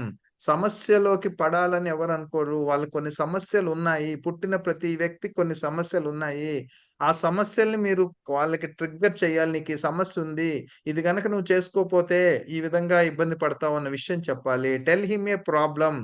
Give your product as solution. మన ప్రొడక్ట్‌ని సొల్యూషన్‌గా ఇవ్వండి. People by stories. స్టోరీస్ కథల రూపంలో చెప్పండి. పలానా ఊర్లో ఒక వ్యక్తి ఉండేవాడు. ఆ వ్యక్తికి ఇలా అయింది. మంచి ధనవంతుడు. ఆయన చనిపోయేసరికి వాళ్ళకేమీ లేకపోవడం వల్ల ఉన్న ఆస్తులన్నీ అమ్ముకోవడం వచ్చింది. మీ ఆస్తులు అమ్ముకోకుండా మీ ఫ్యామిలీ బతకాలి. ఇదే ఆస్తులు నెక్స్ట్ తరానికి కంటిన్యూ అవ్వాలంటే సరైన లైఫ్ ఇన్స్యూరెన్స్ పాలిసీ తీసుకోండి. వాళ్ళలాగా పలానా రామయ్యలాగా మీ జీవితం అవ్వకూడదు. ఇలా అంటే ఎగ్జాంపుల్స్ మీరు వాళ్ళకి తెలియజేయాలి. చూడండి ఒక రింగ్‌లో బరి దిగింది. బరిలోకి బాక్సింగ్ చేయడానికి 2 దిగాయి. ఒకటి లాజికల్ మైండ్ అన్నమాట. రెండోది హార్ట్. హార్ట్ అనేది ఎమోషన్స్‌ని చూపిచ్చిద్ది. లాజికల్ మైండ్ అనేది ఎప్పుడు లెక్కలు కడుతూ ఉంటది. Emotions influence on decision making. ఆలోచన ఫైనల్ డెసిషన్ ఏది అయ్యా ఈ రెండిట్లో తీసుకుంటదంటే మన బ్రెయిన్‌లో 2 ఉంటాయి. ఒకటి బ్రెయిన్ ఆలోచిస్తుంటది. ఎట్లా కట్టాలి? ఎంత కట్టాలి? ఎంతొస్తుంది? 2 ఎమోషన్స్ నేను లేపోతే నా ఫ్యామిలీకి ఏమైద్ది? ఈ పాలిసీ ఇస్తే నా ఫ్యామిలీ సేఫ్టీగా ఉంటదని. ఈ ఎమోషన్స్‌ని ఎప్పుడైతే మనం చూపిస్తామో, ఎమోషన్స్‌ని ఎక్కువ ట్రిగ్గర్ చేస్తామో, మనం సేల్స్‌లో సక్సెస్ అవుతాము. Cell the emotion not the product. మీరు ప్రొడక్ట్ అమ్మొద్దు. ప్రొడక్ట్‌తో లింక్ అయిన ఎమోషన్స్ నమ్మండి. పదవీ విరమణ, పిల్లల ఎడ్యుకేషను, పాప మ్యారేజు, మీ తర్వాత కూడా ఫ్యామిలీ మంచిగా బతకాలి. ఇలాంటి ఎమోషన్స్‌ని అమ్మండి. ప్రొడక్ట్ అనేది అమ్మొద్దు. జీవన లక్ష్య, జీవన్ ఉమంగ్ ఇది కాదు. ప్రొడక్ట్‌తో మిళితమైన ఎమోషన్‌ని అమ్మగలగాలి. ఆ ఎమోషన్‌ని అమ్మినప్పుడు మాత్రమే మనం సక్సెస్ అవుతాము. జీవిత బీమాని అమ్మవద్దు. జీవిత బీమా మీ కుటుంబానికి ఏమి చేయగలుగుతదో దాన్ని అమ్మండి. జీవిత బీమాని అమ్మొద్దు. ఈ బీమా పాలిసీ వాళ్ళకేం చేస్తదో, ఇది తీసుకుంటే ఏం బెనిఫిట్ చేస్తదో దాన్ని మీరు అమ్మాలి. ఈ ప్లాన్ మూసివేత సమాచారం మీ అందరికి వచ్చుంటది ఫ్రెండ్స్. ఇది ఒక పెద్ద ఆపర్చునిటీ. దీన్ని నెగెటివ్‌గా చూడొద్దు. ప్రతిదాన్ని పాజిటివ్‌గా చూడడం నేర్చుకోండి. దీని మీద మనం అనవసరమైన కామెంట్స్ చేయాల్సిన అవసరం లేదు. ప్రతి 5 సంవత్సరాలకి వాళ్ళు పాలిసీలను క్లోజ్ చేస్తున్నారు. ఐఆర్‌డీఏ వాళ్ళు జీతాలు తీసుకుంటున్నందుకు వాళ్ళు చేయాల్సిన పనులు ఆళ్ళు చేయాలి గదా! ప్రతి 5 ఏళ్లకోసారి పాలిసీలు క్లోజ్ చేసి వాళ్ళు కొత్త కొత్త మార్పులు, చేర్పులు చేస్తారు. ఆ క్రమంలో భాగంగా సెప్టెంబర్ 30, 2024 చాలా ప్లాన్స్ క్లోజ్ అవుతాయి. ప్లాన్స్ క్లోజ్ అయితే వస్తాయి కదా అనుకోవచ్చు. ప్లాన్స్ క్లోజ్ అయితే వస్తాయి. ఏ విధంగా వస్తాయి? కొన్ని మార్పులు, చేర్పులు జరుగుతాయి. అది ఏ విధంగా వస్తాయో మనకు తెలీదు కాబట్టి, మనం దాని గురించి కామెంట్ చేయకూడదు. కానీ ఇక్కడ మనం బాగా నేర్చుకోవాల్సిందేంటంటే, మార్కెటింగ్‌లో ఈవెంట్స్ అనేవి చాలా ముఖ్యము. ఇప్పుడు 4 ఏళ్లకోసారి వరల్డ్ కప్ జరుగుద్ది. ఎన్ని మ్యాచ్‌లైనా వరల్డ్ కప్‌కి ఈక్వల్ కాదు. ఎల్ఐసీలో ప్రతి 5 సంవత్సరాలకు ఒక ఈవెంట్ జరుగుద్ది. మళ్ళీ రాసి పెట్టుకోండి 2029లో మళ్ళీ పాలిసీలు క్లోజ్ చేస్తారు. సో, 2024 సెప్టెంబర్ 30 అనేది ఒక పెద్ద ఈవెంట్ ఎల్ఐసీలో. ఈవెంట్ నుంచి ఎన్‌కాష్ చేసుకోవాలి. ఆపర్చునిటీ వస్తే దాన్ని ఎన్‌కాష్ చేసుకోవడం తెలిసిన వ్యక్తి ధనవంతుడవుతాడు. ఆపర్చునిటీ రావడమే అరుదు. వచ్చిన ఆపర్చునిటీ వినియోగించుకోకపోతే మనంత మూర్ఖుడుండడు. నేను ప్రత్యేకంగా చెప్పేదేంటంటే మీ యొక్క ఎండీఆర్‌టీ టార్గెట్‌లు, మీ యొక్క క్లబ్ టార్గెట్‌లు సెప్టెంబర్ 30 కల్లా క్లోజ్ చేయొచ్చు. ఈ 15 రోజులు బాగా కష్టపడండి. 14 రోజులు బాగా కష్టపడండి. నిజంగా ఎప్పుడు గూడా చివర్లోనే మొమెంటమ్ క్రియేట్ అయిద్ది. సమయం వచ్చింది. ఇప్పుడు అష్టగ్రహ కూటమని సినిమాల్లో చూస్తుంటారు గదా! ఆ గ్రహ కూటమి వచ్చినప్పుడే మనం దాన్ని పట్టుకోవాలి. ఇప్పుడు మనకలాంటి అద్భుతమైన సన్నివేశం అన్నీ సక్రమంగా ఉన్నాయన్నమాట. ఈ 14 రోజుల్లో కష్టపడండి. ఎండీఆర్‌టీలన్నీ ఫిలప్ అవుతాయి. ఏం జరుగుద్దో ఏం ఆలోచించొద్దు. అంతా మంచే జరగబోతుంది. సో, ప్లాన్ మూసివేత సమాచారం ప్రతి ఒక్కరికి తెలియచేయండి. ఇక్కడ ఒక ఆపర్చునిటీ వచ్చింది. ఆపర్చునిటీని ఎన్‌కాష్ చేసుకోవాలి. ఈ మీటింగ్ అటెండ్ అవుతున్న ప్రతి ఒక్క ఏజెంట్ మిత్రుడికి నేను పదే పదే చెప్పేదంటే, మార్కెటింగ్ అంటే ఆపర్చునిటీ. ఆపర్చునిటీని ఎన్‌కాష్ చేసుకోవడమే మార్కెటింగు. ఏ చిన్న ఆపర్చునిటీని గూడా ఉపయోగించుకోండి. ఇది పెద్ద ఆపర్చునిటీ. సో వైఫల్యం అంటే లక్ష్యాన్ని సాధించలేకపోవడం కాదు, లక్ష్యం కోసం ప్రయత్నించకపోవడమే నిజమైన వైఫల్యం. ఎండిఆర్‌టి చెయ్యాలి అని లక్ష్యం లేదనుకో, దాని గురించి ప్రయత్నం లేదనుకో, అదే నిజమైన వైఫల్యం. గాని దాని గురించి పోరాడామనుకో, ఈ బాణాల గుర్తులాగా తగిలితే ఎండిఆర్‌టి వస్తది. తగలపోతే 15,00,000లో, 20,00,000లో ఆగుతావు. అంటే నీ కమిషన్ పెరుగుతుంది. అసలు నీకు లక్ష్యమే లేకపోతే నీ జీవితం అసలేమీ ఉండదు. సో ప్రతి ఒక్క ఏజెంట్ మిత్రుడికి మిషన్ స్టేట్మెంట్స్ కొన్ని ఉండాలన్నమాట. ఏంటయ్యా మిషన్ స్టేట్మెంట్స్ అంటే, ఎప్పుడు డబ్బే కాదు. నువ్వు సర్వీస్ చేస్తుంటే డబ్బు నీ వెమ్మట పడుద్ది. నీకు ప్యాషన్ ఉంటే డబ్బు నీ ఎమ్మటొస్తది. డబ్బుతో పాటు పేరు, ప్రఖ్యాత, సంఘంలో పరపతి, గౌరవం అన్నీ పెరుగుతాయి. ప్రతి ఒక్క ఏజెంటు ముఖ్యంగా ఈ 5 మిషన్ స్టేట్మెంట్‌లని గుండెలో పెట్టుకోవాలి. ఈ రోజు నుండి నాకు తెలిసిన వారెవ్వరు సరిపడా లైఫ్ ఇన్స్యూరెన్స్ లేకుండా మరణించకూడదు. ఇది నా స్టేట్మెంట్ 1. నాకు తెలిసినోళ్ళెవ్వరు గూడా సరైన లైఫ్ ఇన్స్యూరెన్స్ పాలిసీ లేకుండా మరణించకూడదు. అలా వాళ్ళు మరణిస్తే ఆ తప్పు ఆళ్ళది కాదు, నీదే. రెండోది, ఈ రోజు నుండి నాకు తెలిసిన వారెవరు పిల్లల చదువు నిమిత్తం డబ్బులు లేకుండా ఇబ్బంది పడకూడదు. పిల్లలు ఎవరైనా ఎడ్యుకేషన్ లేకుండా, హైయర్ ఎడ్యుకేషన్‌కి డబ్బులు లేకుండా అయ్యారో అది మీ వల్లే. మీకు తెలిసిన పిల్లలందరికీ లైఫ్ ఇన్స్యూరెన్స్ పాలిసీలు ఆళ్ళ పిల్లల చదువులకి ఎలా ఉపయోగపడతాయి, ఆ తల్లిదండ్రులను కన్విన్స్ చేయాల్సిన బాధ్యత మీదే. మీరు ఈ విధంగా చేయకపోతే ఈ దేశం డాక్టర్‌లని, లాయర్‌లని, చార్టర్డ్ అకౌంటెంట్స్‌ని, ఇంజినీర్‌లని కోల్పోతుంది మిత్రమా.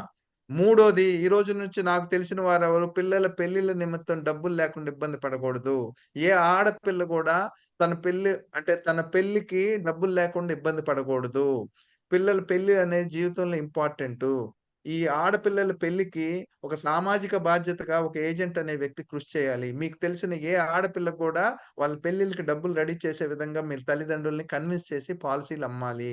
నాలుగోది, ఈ రోజు నుండి నాకు తెలిసిన వారెవరు వృద్ధాప్యంలో డబ్బుల కోసం ఇబ్బంది పడకూడదు. ఇది చాలా పెద్ద సమస్య అవ్వబోతుంది. భారతదేశం వృద్ధ దేశంగా మారబోతుంది భవిష్యత్తులో. అంటే వృద్ధాప్యం చాలా ఇబ్బందులతో కూడుకొని ఉంటుంది.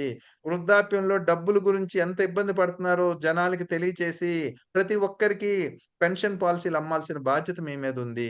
ఎల్ఐసి ఏజెన్సీ అనేది డబ్బు సంపాదించుకునే వృత్తి మాత్రమే కాదు. ఇది ఒక బాధ్యత మై డియర్ ఫ్రెండ్స్. ఈ ప్రతి ఒక్క వ్యక్తి ఈ మిషన్ స్టేట్మెంట్‌ని ఫాలో అవ్వండి. మిషన్ స్టేట్మెంట్ అనేది లేకుండా మనం వ్యాపారం చేయకూడదు. ఎవ్వరు సరిపడా లైఫ్ ఇన్స్యూరెన్స్ లేకుండా చనిపోకూడదు.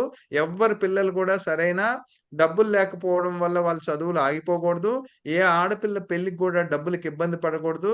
ఏ ఒక్క వ్యక్తి కూడా రిటైర్మెంట్ టైంలో పెన్షన్ లేకుండా చనిపోకూడదు. ఎల్ఐసి ఏజెన్సీ అనేది డబ్బు సంపాదించుకునే వృత్తి మాత్రమే కాదు. ఇది సామాజిక బాధ్యత మై డియర్ ఫ్రెండ్స్. చిన్న చిన్న ఎఫర్ట్స్ పెద్ద పెద్ద వృక్షానికి దారితీస్తాయి. ఒక చిన్న విత్తనం, ఒక చిన్న మొక్కగా ఎలా మొలిసింది? దాని నుంచి అది ఎలా ఎదుగుతుంది? ఇంకాస్త ఎదుగుతుంది. Every sincere efforts matters. మీ లక్ష్య సాధన దిశగా మీరేసే చిన్న చిన్న అడుగులు గూడా పెద్ద పెద్ద విజయాల్ని మీకు తీసుకొస్తది my dear friends. Focus on your aim, blur everything. ఇప్పుడు ఈ 14 రోజులు మన లక్ష్యం ఏంటంటే ప్లాన్ క్లోజర్ మీద ఉంది. ఆ యొక్క లక్ష్యం మీద పనిచేయాలి. పెళ్ళిళ్ళు, ఫంక్షన్స్ ఇలాంటివి, అలాంటివి ఇంకేం చేయకూడదు. ఈ తెలిసిన వాళ్ళందరికీ పాలిసీలు క్లోజ్ అవుతున్నాయి. మళ్ళీ వచ్చే పాలిసీలు ఏ విధంగా ఉంటాయో మాకు తెలీదు. సో, ఉన్న ఆపర్చునిటీ వినియోగించుకోండి. చేతిలో ఉన్న పక్షి అనేది చాలా ఇంపార్టెంటు. పొదలో 3 పక్షులుండొచ్చు. చేతిలో ఒక పక్షే ఉంది. ఆ 3 నీకు దొరుకుతాయో దొరకవో తెలీదు. ఇది దొరికిందే నీకు అదృష్టం అన్నమాట. తిరుగుతూ అడుగుట, అడుగుతూ తిరుగుట. పోతే మాట, వస్తే మూట. మన పనేంటంటే తిరగడం, అడగడం. పోతే మాట పోద్ది, వస్తే మూటొస్తది. Earn big, enjoy big friends. Thank you so much. ఈ అవకాశం ఇచ్చినందుకు. మీ అందరికి thank you so much my dear friends. Thank you so much.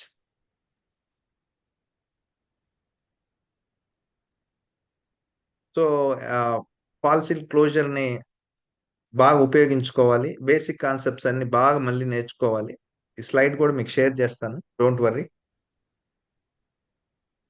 ఏమైనా డౌట్స్ ఉంటే అడగండి. ప్రతి ఒక్కరికి నా యొక్క రిక్వెస్ట్ ఏంటంటే, దయచేసి క్లాస్ విన్నవాళ్ళు మీ యొక్క ఫీడ్‌బ్యాక్‌ని వాట్సాప్ గ్రూప్స్ ఉన్నాయి కదా! మన ఫాస్ట్ ట్రాక్ ఎండీఆర్‌టి. మీరేం నేర్చుకున్నారు? నేను సరిగ్గా చెప్పానా? నాకేం భయం లేదు. మీరు నేను సరిగ్గా చెప్పకపోయినా చెప్పలేదని చెప్పండి. So that next time improve అవుతా. సో, ఈ విధంగా చెప్తే బావుంటదని సలహాలన్నా ఇవ్వండి. చెప్తే చెప్పా అని చెప్పండి. నాకది మోటివేషన్‌గా ఉపయోగపడుతుంది. కానీ మీ ఫీడ్‌బ్యాక్ అనేది నాకు చాలా ఇంపార్టెంట్. మీ ఫీడ్‌బ్యాక్ వల్ల ఇంకాస్త మంది వస్తారు. 500 ఒక రోజు నిండితే చూడాలన్నది నా కోరిక. Thank you friends, thank you so much. Sir ఇప్పుడు గణేష్ నిమజ్జనంలో బిజీ ఉన్నారు అందరు. అవునవును సార్, అవును. కానీ మనం మాత్రం పాలసీ క్లోజర్ లోనే బిజీగా ఉండాలని సుధాకర్ గారు మాత్రం వెంటబడి మరి ఈ క్లాస్ ఇప్పుడు చేయాలని. సుధాకర్ గారు మీకు సుధాకర్ గారికి మనం అందరం ప్రత్యేకంగా కృతజ్ఞతలు చెప్పాలి సార్. ఈ క్లాస్ వెనకాల వారి మోటివేషన్ బాగుంది అసలు. దీన్ని ఎప్పుడు ఫాలో అప్ చేసి కార్యరూపం దాల్చే విధంగా చేశారు. థ్యాంక్ యూ సుధాకర్ గారు. అందరికి ఓకే యూజ్ సార్. కావాలని, మీ యొక్క నాలెడ్జ్ అందరికి షేర్ కావాలని. సార్ చాలా నాకు ఓకే, తెలిసిన కొంచెం. కొద్ది నాలెడ్జ్ అందరికి షేర్ అవ్వాలని, అందరు దీన్ని ఉపయోగించుకోవాలని, మన సంస్థ బాగుండాలి, మన ఏజెంట్ మిత్రులందరూ బాగుండాలి నా బలమైన కోరిక. అందరు ఇన్కమ్ లెవెల్స్ పెరగాలి. ప్రతి ఒక్కరు ఈ నెలలో అయితే 2 lakhs ఇన్కమ్ అన్న ఎర్న్ చేయడానికి అట్లీస్ట్ ప్లాన్ చేయండి. ఇది ఒక ఆపర్చునిటీ. ఎట్లయితే బిగ్ బిలియన్ డే సేల్ వస్తుందో మనకి ఎల్ఐసి వాళ్ళ ఒక ఆపర్చునిటీ. నెగిటివ్ ఈవెంట్ కాదు, ఇది చాలా పాజిటివ్ ఈవెంట్. దాన్ని పాజిటివ్ గా ఆలోచించండి. పాలసీలు అడిగే దానికంటే పాలసీలు నీకు ఇది అవసరం అని చెప్తే మనకి బాగా పాలసీలు రావటానికి ఉంటుంది. ఇది భవిష్యత్తులో మీరు చెప్పినప్పుడు ఇప్పుడు ఈ నీడ్స్ అనేది చెప్పారు కదా సార్, ఆ నీడ్స్ మీకు ఈ విధంగా యూస్ఫుల్ అవుతుందని చెప్తే డెఫినెట్లీ ఆలోచన చేస్తారు. అవసరం ఉంటే అప్పు తీసుకొచ్చైనా తీసుకోవాలని చెప్పాలి, ఎందుకంటే ఇది భవిష్యత్తు నిధి అని చెప్పడం. భవిష్యత్తులో పెద్ద నిధి. ఫ్రెండ్స్, ఈ పవర్ పాయింట్ ప్రెజెంటేషన్ అంతా షేర్ చేస్తాను. ఇదైతే పక్కా షేర్ చేస్తాను ఫ్రెండ్స్, మొత్తము నేను షేర్ చేస్తాను. So don't worry. నాకు థ్యాంక్ పంపించండి, యూ. పెడతాను సార్, లేకపోతే మీరన్నా డైరెక్ట్ పెట్టండి దానిలో. పోయినసారి ఓకే సార్. కూడా అడిగారు చాలా మంది. అవును, పార్ట్ 2 ఉందని ఆపేశాను. మొత్తం ముందే చెప్పేస్తే బాగుండదని, సినిమాని ముందే రిలీజ్ చేసి ఏం చెప్తాను నేను. అందుకని దీంట్లో పార్ట్ 2 కూడా ఇన్వాల్వ్ అయిందని ఆపేశాను. సార్ నెక్స్ట్ సెషన్ ఏంది, ఏం చెప్పబోతున్నారు? నెక్స్ట్ సెషన్ క్లోజ్ అయిన తర్వాత యూలిప్స్ గురించి వాటి గురించి చెప్తాను సార్. యూలిప్ ఆల్రెడీ ఒక పార్ట్ రిలీజ్ చేసాం, పార్ట్ 2 రిలీజ్ చేయలేదు. యూలిప్ కూడా పార్ట్ 2 రిలీజ్ చేద్దాం. అది చాలా ఎసెన్షియల్ సార్, ఇప్పుడు చాలా చాలా అవసరం. ఎందుకంటే జనాలు ఒకప్పుడు లైఫ్ ఇన్సూరెన్స్ అంటే ఏదో అంటే ఎర్లీగా చనిపోతే లేట్ గా కాదు. ఇప్పుడు వెల్త్ జనరేషన్ కూడా లైఫ్ ఇన్సూరెన్స్ పాలసీస్ ని వాళ్ళ ట్రెండ్ ఇప్పుడు డబ్బు ఎలా మాక్సిమైజ్ చేయాలని ఆలోచిస్తున్నారు. ఆ క్రమంలో యూలిప్ పాలసీలు మన ఏజెంట్ మిత్రులందరూ అమ్మాలి. పరిస్థితులు మారాయి, గతంలో లేదు. ఇండియన్ ఎకానమీ బాగా గ్రో అవుతుంది. సో అది సార్ ఒకప్పుడు ఎల్ఐసి అంటే చనిపోవడం, అంటే చనిపోతే డబ్బులని అనుకుంది. ఇప్పుడు అట్లా కాదు, బతుకున్నప్పుడు డబ్బులు అందుబాటులో ఉండేటి మెయిన్ కాన్సెప్ట్. ఎప్పుడు చనిపోతామని చెప్పాల్సిన అవసరం లేదు. మీరు బతుకున్నప్పుడు చనిపోయినట్టుగా జీవించొద్దు, అంటే ఫండ్స్ తో ఉండాలి. అవును గురుగారు నమస్తే సార్. సార్. చాలా చాలా నమస్తే బాగా అండి. చెప్పారు సార్. చాలా ఎక్సలెంట్ గా ఉంది సార్. ఈ కార్యక్రమం నిర్వహించిన మా సుధాకర్ గారికి శతకోటి వందనాలు. శంకర్ గారికి, గంపానాగేశ్వర గారికి, అందరికి చాలా చాలా కృతజ్ఞతలు సార్. ఎక్కడ ఏ డౌట్ లేకుండా అన్ని క్లారిటీగా క్లియర్ గా చెప్పారు సార్. చాలా thank you very much sir. Thanks అండి, thank you sir, thank you so much Bhaskar గారు. మాట్లాడుతున్నారు సార్, గంగయ్య గారు అనుమతిస్తాను. ఓకే, సార్ గంగయ్య గారు. సార్ విజయ్ కుమార్ సార్ గారు వచ్చారు. సార్కి స్వాగతం. అలాగే ఈ మంత్ లో ఎండిఆర్టీ మన విజయ్ కుమార్ సార్ గారి యొక్క క్లాసును దృష్టిలో పెట్టుకొని గంగయ్య గారు లాస్ట్ మంత్ ఆగస్ట్ లో విజయం సాధించి ఒక 30,000 రూపాయలు గిఫ్ట్ గా వారు పొందారు. వారికి హృదయపూర్వక కంగ్రాచులేషన్. గంగయ్య గారు థ్యాంక్ యూ సార్. మీ ఆశీర్వాదం మాకు కావాలి ఎప్పుడు సార్. మీరు సిఓటి కానీ మీ సిఓటి మీ పక్కన ఉండాలి నా కోరిక సార్. Thank you. బాగా sir. Sir sir sir sir నమస్తే. గంగయ్య గారు నమస్తే అండి. సార్ నమస్తే సార్. విజయ్ సార్ నమస్తే. బాలకృష్ణ గారు సార్ నమస్తే సార్. మీరు ఏమాయ చేస్తున్నారో ఏమో కానీ రోజు రోజుకి బ్రహ్మాండంగా చెప్పడం. Thank you sir. హలో, మా సార్. మిత్రులందరికీ కూడా ఇట అసలు ఎట్లా అంటే తీయటి మామిడి పళ్ళు, అది ఏమంటారు దాన్ని, హిమాయత్ పసంద్ లేకుంటే ఆల్ఫాన్సా రసాన్ని మీరు బాగా పిండి, రసంలో మళ్ళీ తేనె కలిపి, తేనె కూడా సరిపోతుందో లేదని కొంచెం షుగర్ కలిపి మాకందరికి అందజేస్తున్నారు సార్ మీరు. Thank you so much sir. Thank you so much. అంత చాలా బ్రహ్మాండంగా, అంత కాన్సెప్ట్. అసలు ఈ కాన్సెప్ట్ తోటి పోతే ఎవరైనా పాలసీ వద్దంటారా అండి? నువ్వు నాకో పాలసీ చేయి, నాకో పాలసీ చేయి, నాకో పాలసీ చేయి అని అలవాటైంది. కానీ పాలసీ ఎప్పుడు చేస్తావు పాలసీ అది కాదు కదా. ఇప్పుడు వాళ్ళ అవసరాలను ఇంత మంచిగా విశదీకరిస్తే వేరే సమస్యలు కూడా ఉంటాయి ఏమన్నా? వేరే ఏం అడుగుతారు అసలు మిమ్మల్ని ఒక ఏజెంట్స్ ని ఒక ఫైనాన్షియల్ కన్సల్టెంట్ లాగా ట్రీట్ చేసిన తర్వాత అంత గౌరవం ఇస్తే ఇక వేరే సమస్యలు కూడా రావుగా. ఇతరత్ర వచ్చే సమస్యలు ఏజెంట్స్ కి వచ్చే మామూలు ఏజెంట్స్ కి వచ్చే ఇతరత్ర సమస్యలు కూడా రావు కదా. ఇంత రావు మంచి సార్, రావు. కాన్సెప్ట్ సార్ చూడండి ఎంత లేదు బాగా. సార్, లేదు సార్, యా బాలకృష్ణది చక్కెర కాదు సార్, తేనెనే మధురం. దాంట్లో ఏ కెమికల్ ఉండదు కదా సార్, స్వచ్ఛమైన తేనె సార్. సార్ మాట్లాడుతూ స్వచ్ఛంగా ఉంటాయి సార్, స్వచ్ఛంగా ఉంటాయి సార్. అదే కదా మన స్వచ్ఛంగా ఉంటాయి ఫాస్ట్ ట్రాక్ గ్రూప్ ఏజెంట్స్ అందరూ అదృష్టవంతులు. ఇంత మంచి చాలా సార్, చాలా సార్. ఫ్యాకల్టీ మెంబర్స్ మన ఫ్యాకల్టీ చాలా బ్రహ్మాండంగా చెప్పే ఫ్యాకల్టీ మెంబర్స్ ఉన్నారు కదా మన దగ్గర. చాలా చాలా చాలా విషయం, చాలా విషయం సార్. తర్వాత సార్ ఫ్రెండ్స్ ఈరోజు ఒకటి కామెంట్ ఏం చేయండి మీరు, సార్ సెషన్ చాలా బాగుంది ఎక్సలెంట్ అనుకుంటే ఈఎక్స్ అని పెట్టండి. ఈఎక్స్ అని పెట్టండి. యావరేజ్ ఉంటే ఏవి అని పెట్టండి. అట్లాగే ఇప్పటికీ మీరు ఎన్ని పాలసీలు చేసిండ్రు అనేది ప్రతి ఒక్కళ్ళు కూడా దాంట్లో మెన్షన్ చేయండి. నెక్స్ట్ ఈ వచ్చే 14 రోజులలో ఎన్ని పాలసీలు చేయాలనుకుంటున్నారు కూడా మీ టార్గెట్ మెన్షన్ చేయండి.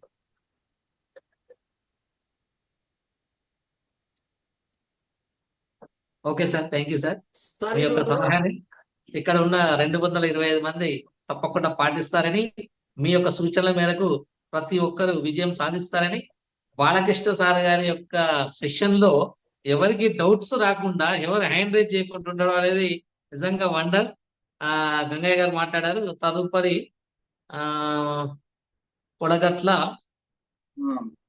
ప్రత్యూష ప్రసన్న. ఓకే, దాని ఆ పేరు చూసే లోపల మన కామెంట్స్ వస్తుంది, పైకి వస్తుంది. ఓకే, అన్మ్యూట్ చేశాను సార్, మాట్లాడండి. Happy evening to all. Happy evening. మామిడి బాలకృష్ణ గారికి ప్రత్యేక నమస్తే అండి. నమస్తే. Happy evening. నమస్తే సార్. మామిడి బాలకృష్ణ గారు అంటే మామిడిలో ఉండాల్సిన వగరుంది, తీపి ఉంది, ఆరోగ్యం ఉంది. అలాగే బాలకృష్ణుడు లాగా గీతాబోధ చేసినట్టు అనిపించింది నాకు. చాలా మంచి విషయాలు చెప్పారు. మా డివో కూడా బాలకృష్ణనే. నేను ఉండేది నాగారంలో సార్, ఈసీఎల్ బ్రాంచ్. అట్లాగే ఇంపాక్ట్ లో 117 బ్యాచ్ సర్టిఫైడ్ ట్రైనర్ ని ఒక 5 years కంప్లీట్ చేశాను నేను. టార్గెట్ అనేది ముఖ్యమైన విషయం కాదనిపిస్తుంది నాకు. ఎందుకంటే మనకు పొట్ట తిప్పలు ఉంటే ప్లస్ వేరే కుటుంబానికి మనం ఏదైనా సహాయ సహకారాలు అందించాలి అని ఈ 2 గుణాలు మనలో ఉంటే ఆటోమేటిక్ గా మనము డబ్బు సంపాదించవచ్చు సింపుల్ గా. ఎందుకంటే ఒక గడ్డి ఉన్న దారిలో మనం రోజు నడుస్తున్నాం అనుకోండి, దారి ఏర్పడుతుంది. అవునా కదా? పూర్తి గడ్డి ఉంది, దాంట్లో రోజు నిరంతరం నడుస్తామంటే దారి ఏర్పడుతుంది. అలాగే మనకున్న సమస్యల్ని మనము ఈజీగా దాన్ని సాల్వ్ చేసుకోవచ్చు. అలాగే ఒక ఏజెంట్గా అనుకోకుండా మనకి డబ్బు సంపాదనే ముఖ్యమని కాదు, మన పొట్ట తిప్పలు ఎట్లాగో దాన్ని సంపాదించడానికి దారి చూపెడుతుంది. కానీ వేరే కుటుంబానికి మనం దారి చూపెడుతున్నాం అని ఒక్క దృక్పథం మీద మనం బయలుదేరితే ఆటోమేటిక్గా మనమే కాదు వాళ్ళు బాగుపడతారు, మనం కూడా ఒక స్థాయిలో ఉంటాము అని చెప్పడం కోసము. అలాగే మీరు గురువుల మీద కూడా చాలా బాగా ఇంట్రెస్ట్ చూపారు. నిజానికి ఉపాధ్యాయులు గురువులు లేకుండా మనం ఏమి చేయలేము.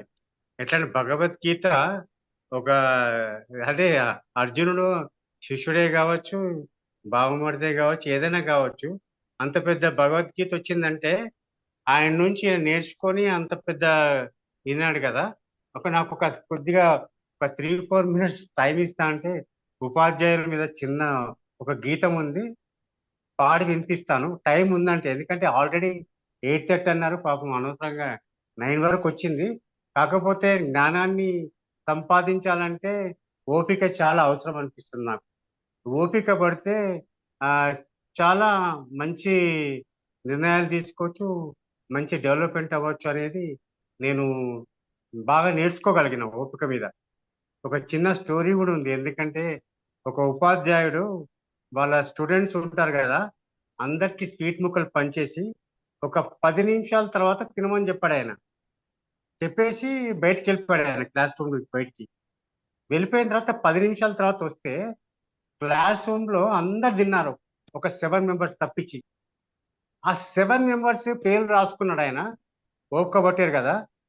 కొంత కాలం తర్వాత అదే పేర్లు ఆయన నోట్ చేసుకున్న పేర్లు చూసుకుంటే ఆ 7 మెంబర్స్ ఒక అత్యుత్తమమైన స్థానంలో ఉన్నారట. అంటే ఓపికకు అంత మంచి విజయం సాధించే అవకాశం ఉందనే చిన్న స్టోరీ అది. ఒక పాట ఉంది ఉపాధ్యాయుల మీద, గురువుల మీద. మీరు ఒక ఛాన్స్ ఇస్తే, లేదనుకుంటే ఇక్కడితో సమాప్తం చేస్తాను. తొందరగా చెప్పండి మరి, టైం ఓకే, ఎక్కువ, షార్ట్ టైం. అందుకే అడుగుతున్నాను, ఎందుకంటే సమయం చాలా విలువైంది కదా, దాని గురించి అడుగుతున్నాను. కాకపోతే మంచి గీతం ఇది, అంటే ఉపాధ్యాయులు గురువుల మీద. ఓకేనా? థ్యాంక్ యూ వెరీ మచ్ నాకు ఛాన్స్ ఇచ్చినందుకు.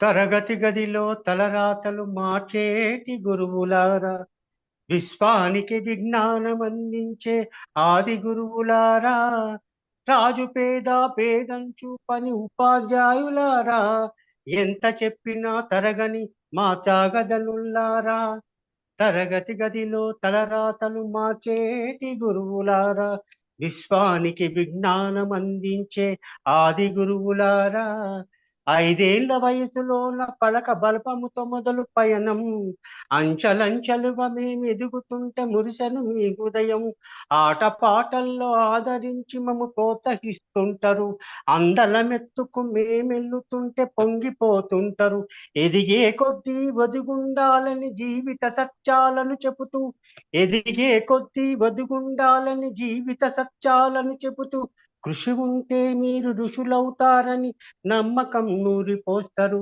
తరగతి గదిలో తలరాతలు మార్చేటి గురువులారా, విశ్వానికి విజ్ఞానం అందించే ఆది గురువులారా, గొప్ప గొప్ప మేధావులను ప్రపంచానికి అందిస్తారు, డాక్టరు కలెక్టరు ఇంజనీర్లకు మీరే పునాదులేస్తారు, తరమెల్లిపోతే సృష్టి చీకటని మరో టీచర్ని చేస్తారు, రేపటి తరం అంధకారంగా ఉండొద్దని మీరుంటారు, రాష్ట్రానేలే సీఎం అయినా దేశాన్నేలే పిఎం అయినా, రాష్ట్రానేలే సీఎం అయినా దేశాన్నేలే పిఎం అయినా, మీ నుండి విద్య నేర్చినోళ్ళయ్యా ఒకనాటి మీ శిష్యులేనయ్యా, తరగతి గదిలో తలరాతలు మార్చేటి గురువులారా, విశ్వానికి విజ్ఞానం అందించే ఆది గురువులారా, మీరిచ్చిందే జీవితం పచ్చ పెన్నుతో పెట్టే సంతకం, సమాజంలో ఈ గౌరవం 10 మందిలో గొప్పగా బతకటం, ఎట్ల తీరును మీరు నమ్మే మిద్ద చెల్లును మీ త్యాగం, ఆ కళ్ళ చెబితే సరితూగునా టీచర్ల గొప్పతనము, నింగి నేల ఉన్నన్నాళ్ళు మీ విద్య బోధనలుండాలయ్యా, నింగి నేల ఉన్నన్నాళ్ళు మీ విద్య బోధనలుండాలయ్యా, అధ్యాపకులే లేకుంటే ఈ వ్యవస్థ చీకటి పాలయ్యా, తరగతి గదిలో తలరాతలు మార్చేటి గురువులారా, విశ్వానికి విజ్ఞానం అందించే ఆది గురువులారా. Thank you very much. Okay sir, thank you very much. చాలా బాగా చెప్పారండి, చాలా బాగుంది, excellent. Thank you so much. Thank you very much. ఎందుకంటే సార్ సార్ మీకు ఏమైనా గురువులు. ప్రశ్న ఉందా సార్? ఓకే, థ్యాంక్స్ అండి. థ్యాంక్ యూ అండి. ఎవరైనా మామూలుగా మీరంతా డిఓస్ ఏజెంట్స్ ఉన్నారు కదా, ఎప్పుడైనా మామూలుగా గంపసారి చెప్తుంటారు, కాకపోతే నేను కూడా మోటివేషనల్ స్పీకర్ని. ఎప్పుడైనా మీకు అవసరం అనుకుంటే నన్ను పిలిస్తే నేను రావడానికి వెనకాడను, ఎందుకంటే మనం ఎల్ఐసి ఫ్యామిలీ కాబట్టి. కాకపోతే దూరం అనుకుంటే కొన్ని ఖర్చులు భరిస్తే చాలు, నేను ఫ్రీ ఆఫ్ కాస్ట్తో చెప్తాను. చిన్న చిన్న ఖర్చులు ఉంటాయి కదా, అది కొద్దిగా మాకు చేస్తే మీకు మంచి మోటివేషనల్ స్టోరీస్ కానివ్వండి, ఇన్స్పైరేషన్ చిన్న చిన్న కథలు కానివ్వండి, గూస్ బంప్స్ కానివ్వండి, జోక్స్ కానివ్వండి, చిట్టి కథలు కానీ చెప్పడానికి నేను ముందుకు వస్తాను. అవకాశం ఇవ్వండి, నేను మంచి సద్వినియోగం చేసుకుంటాను. మీకు కూడా మామూలుగా వాళ్ళకు ఇన్స్పైరేషన్ అవసరం ఓకే ఉంటుంది sir. Sir agent. Okay sir. ఇంకెవరైనా ఉన్నారా సార్? ఎవరైనా questions and answers? Okay okay. Thank you sir. ఏం లేనట్టుంది సార్. ఏం లేవు సార్. ఓకే సార్, సెషన్ నేను 9 o'clock అయింది, నాకు విశ్వ ప్రార్థనకి టైం అవుతుంది. ఓకే నాకు సెలవు ఇస్తే నేను సెలవు తీసుకుంటా.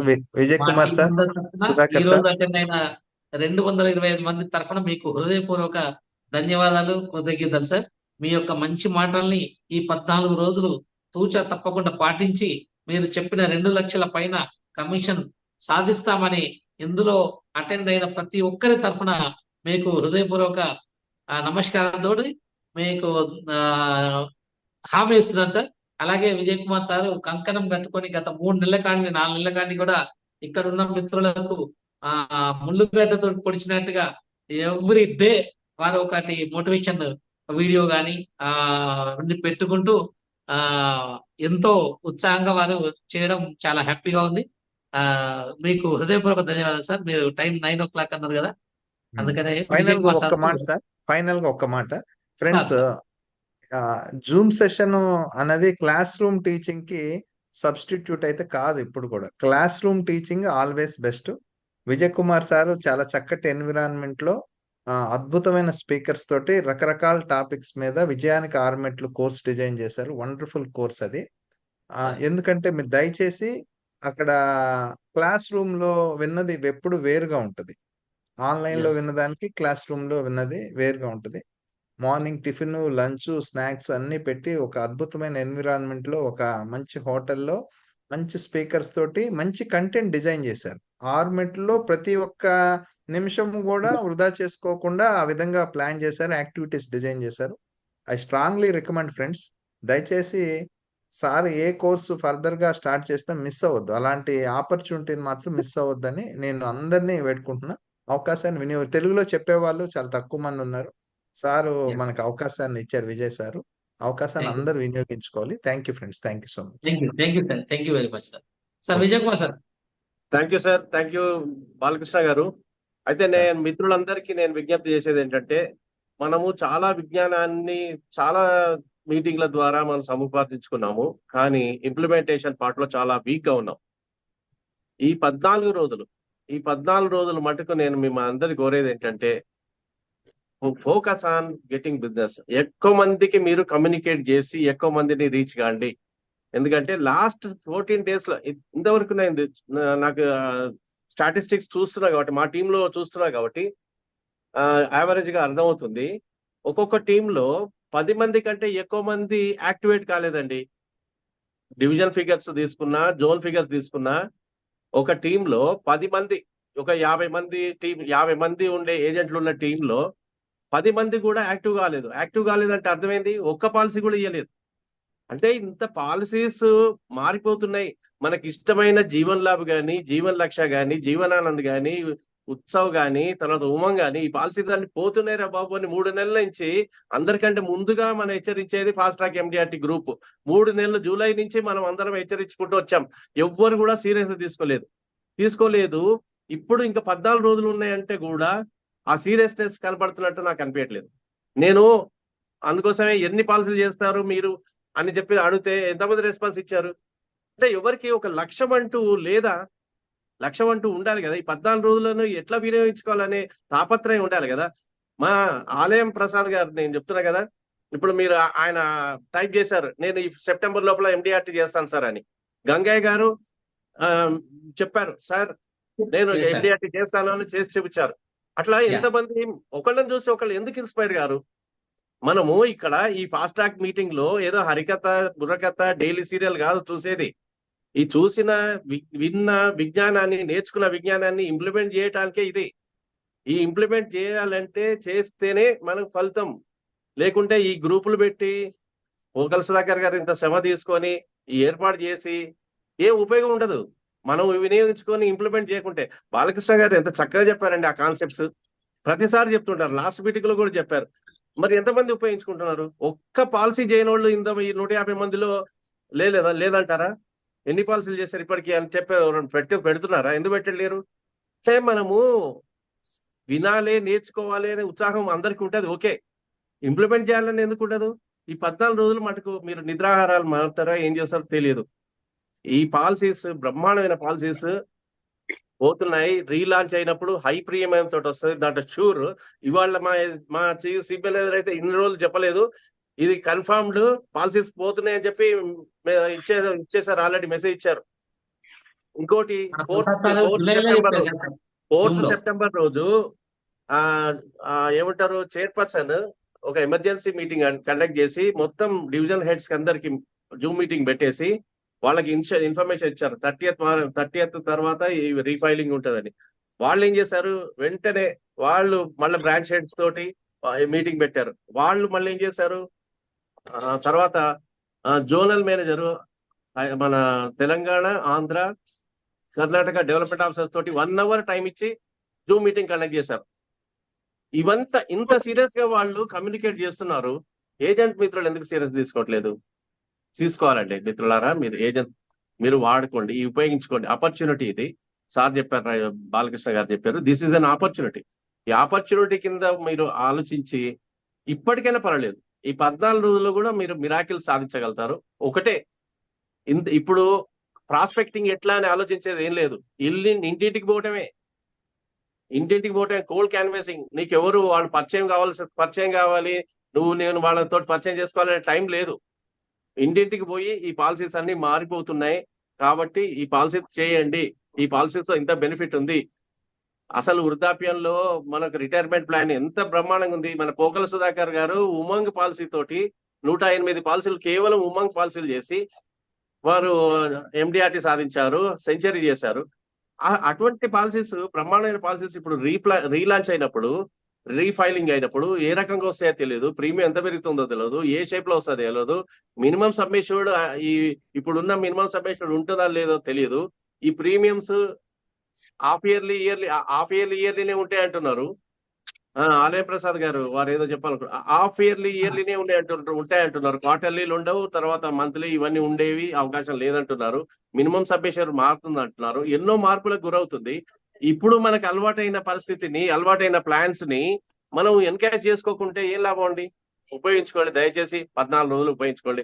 మేము పదే మిమ్మల్ని రిక్వెస్ట్ చేసేదంటే వీలైనంత మంది, ఎక్కువ మంది ప్రాస్పెక్టింగ్ లిస్ట్ రాసుకోండి, పదే అడగండి. మీరు ఇంకో MDRT కూడా చేస్తారు. గంగయ్య గారు లాంటి ఉత్సాహవంతుడు ఇంకో MDRT కూడా చేస్తా అని ప్రామిస్ చేశారు. ఖచ్చితంగా చేయబోతున్నారు ఆయన. ఎందుకంటే ఆ ఉత్సాహం వారికి ఉంది, ఆ ఉత్సాహం ఉంది. మీరు కూడా అందరు కూడా వినియోగించండి మిత్రులారా. వినియోగించుకొని మా ఫాస్ట్ ట్రాక్ MDRTకి మీరు గొప్ప పేరు తీసుకురావాలి. మా ఫాస్ట్ ట్రాక్ MDRTని మేము ఇది ఒక పర్పస్ మీద మేము మీకు ఈ విధంగా అందరూ ఫ్యాకల్టీ మెంబర్స్ అందరూ కానీ, మన గురువులు కానీ నేర్పిస్తున్నందుకు వారికి కూడా మన పేరు తీసుకురావాల్సిందిగా కోరుతూ, thank you very much. Thank you sir, thank you very much sir. చాలా చక్కగా ప్రతి ఒక్కరికి అర్థమయ్యే రీతిలో మన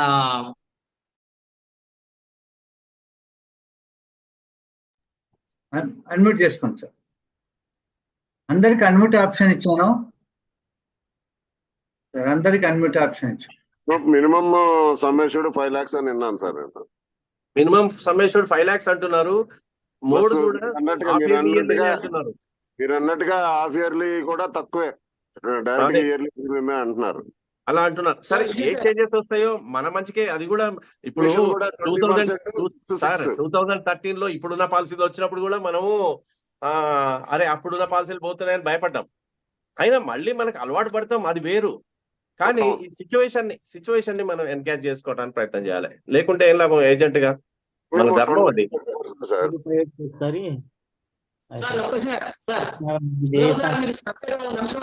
ఎందుకంటే ఈరోజు విమర్శలు జరుగుతున్నాయి. అయినా మీరు ఒక స్టాండ్ గా మీరు మీటింగ్ పెట్టించి అందరికీ కూర్చోబెట్టారు. అది చాలా గ్రేట్ సార్. ఎందుకంటే వస్తాయి, కానీ మనకి ఈ సమయంలో దొరకదు. మళ్ళీ వాయిస్ క్లియర్ రావట్లేదు సార్. అశోక్ గారు చెప్పాను, మంచిగా చెప్పాను సార్.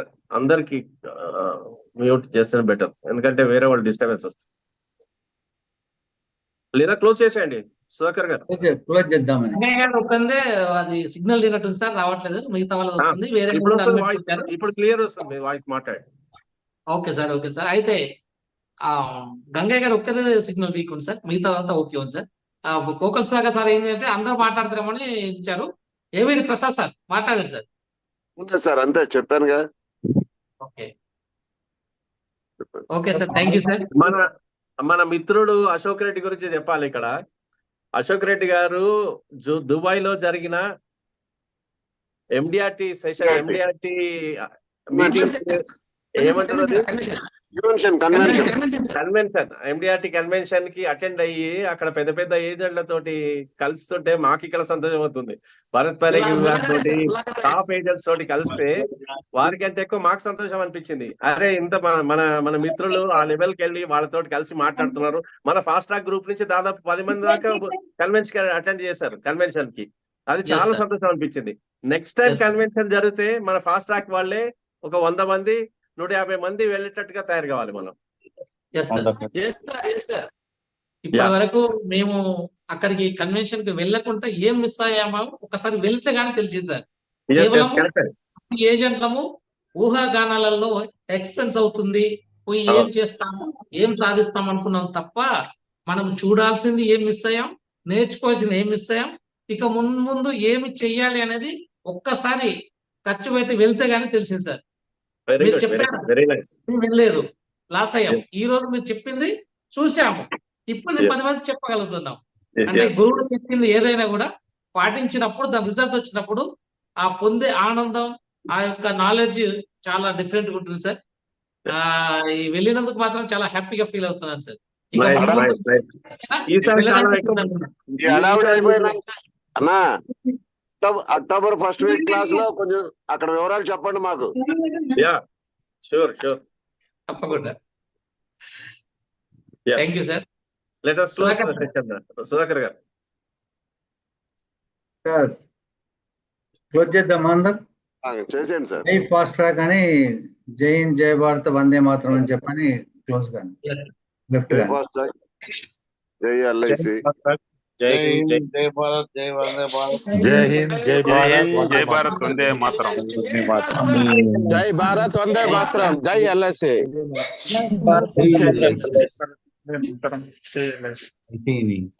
అందరికీ గుడ్ నైట్ సార్. అందరూ గుడ్ నైట్. జై ఫాస్ట్ ట్రాక్.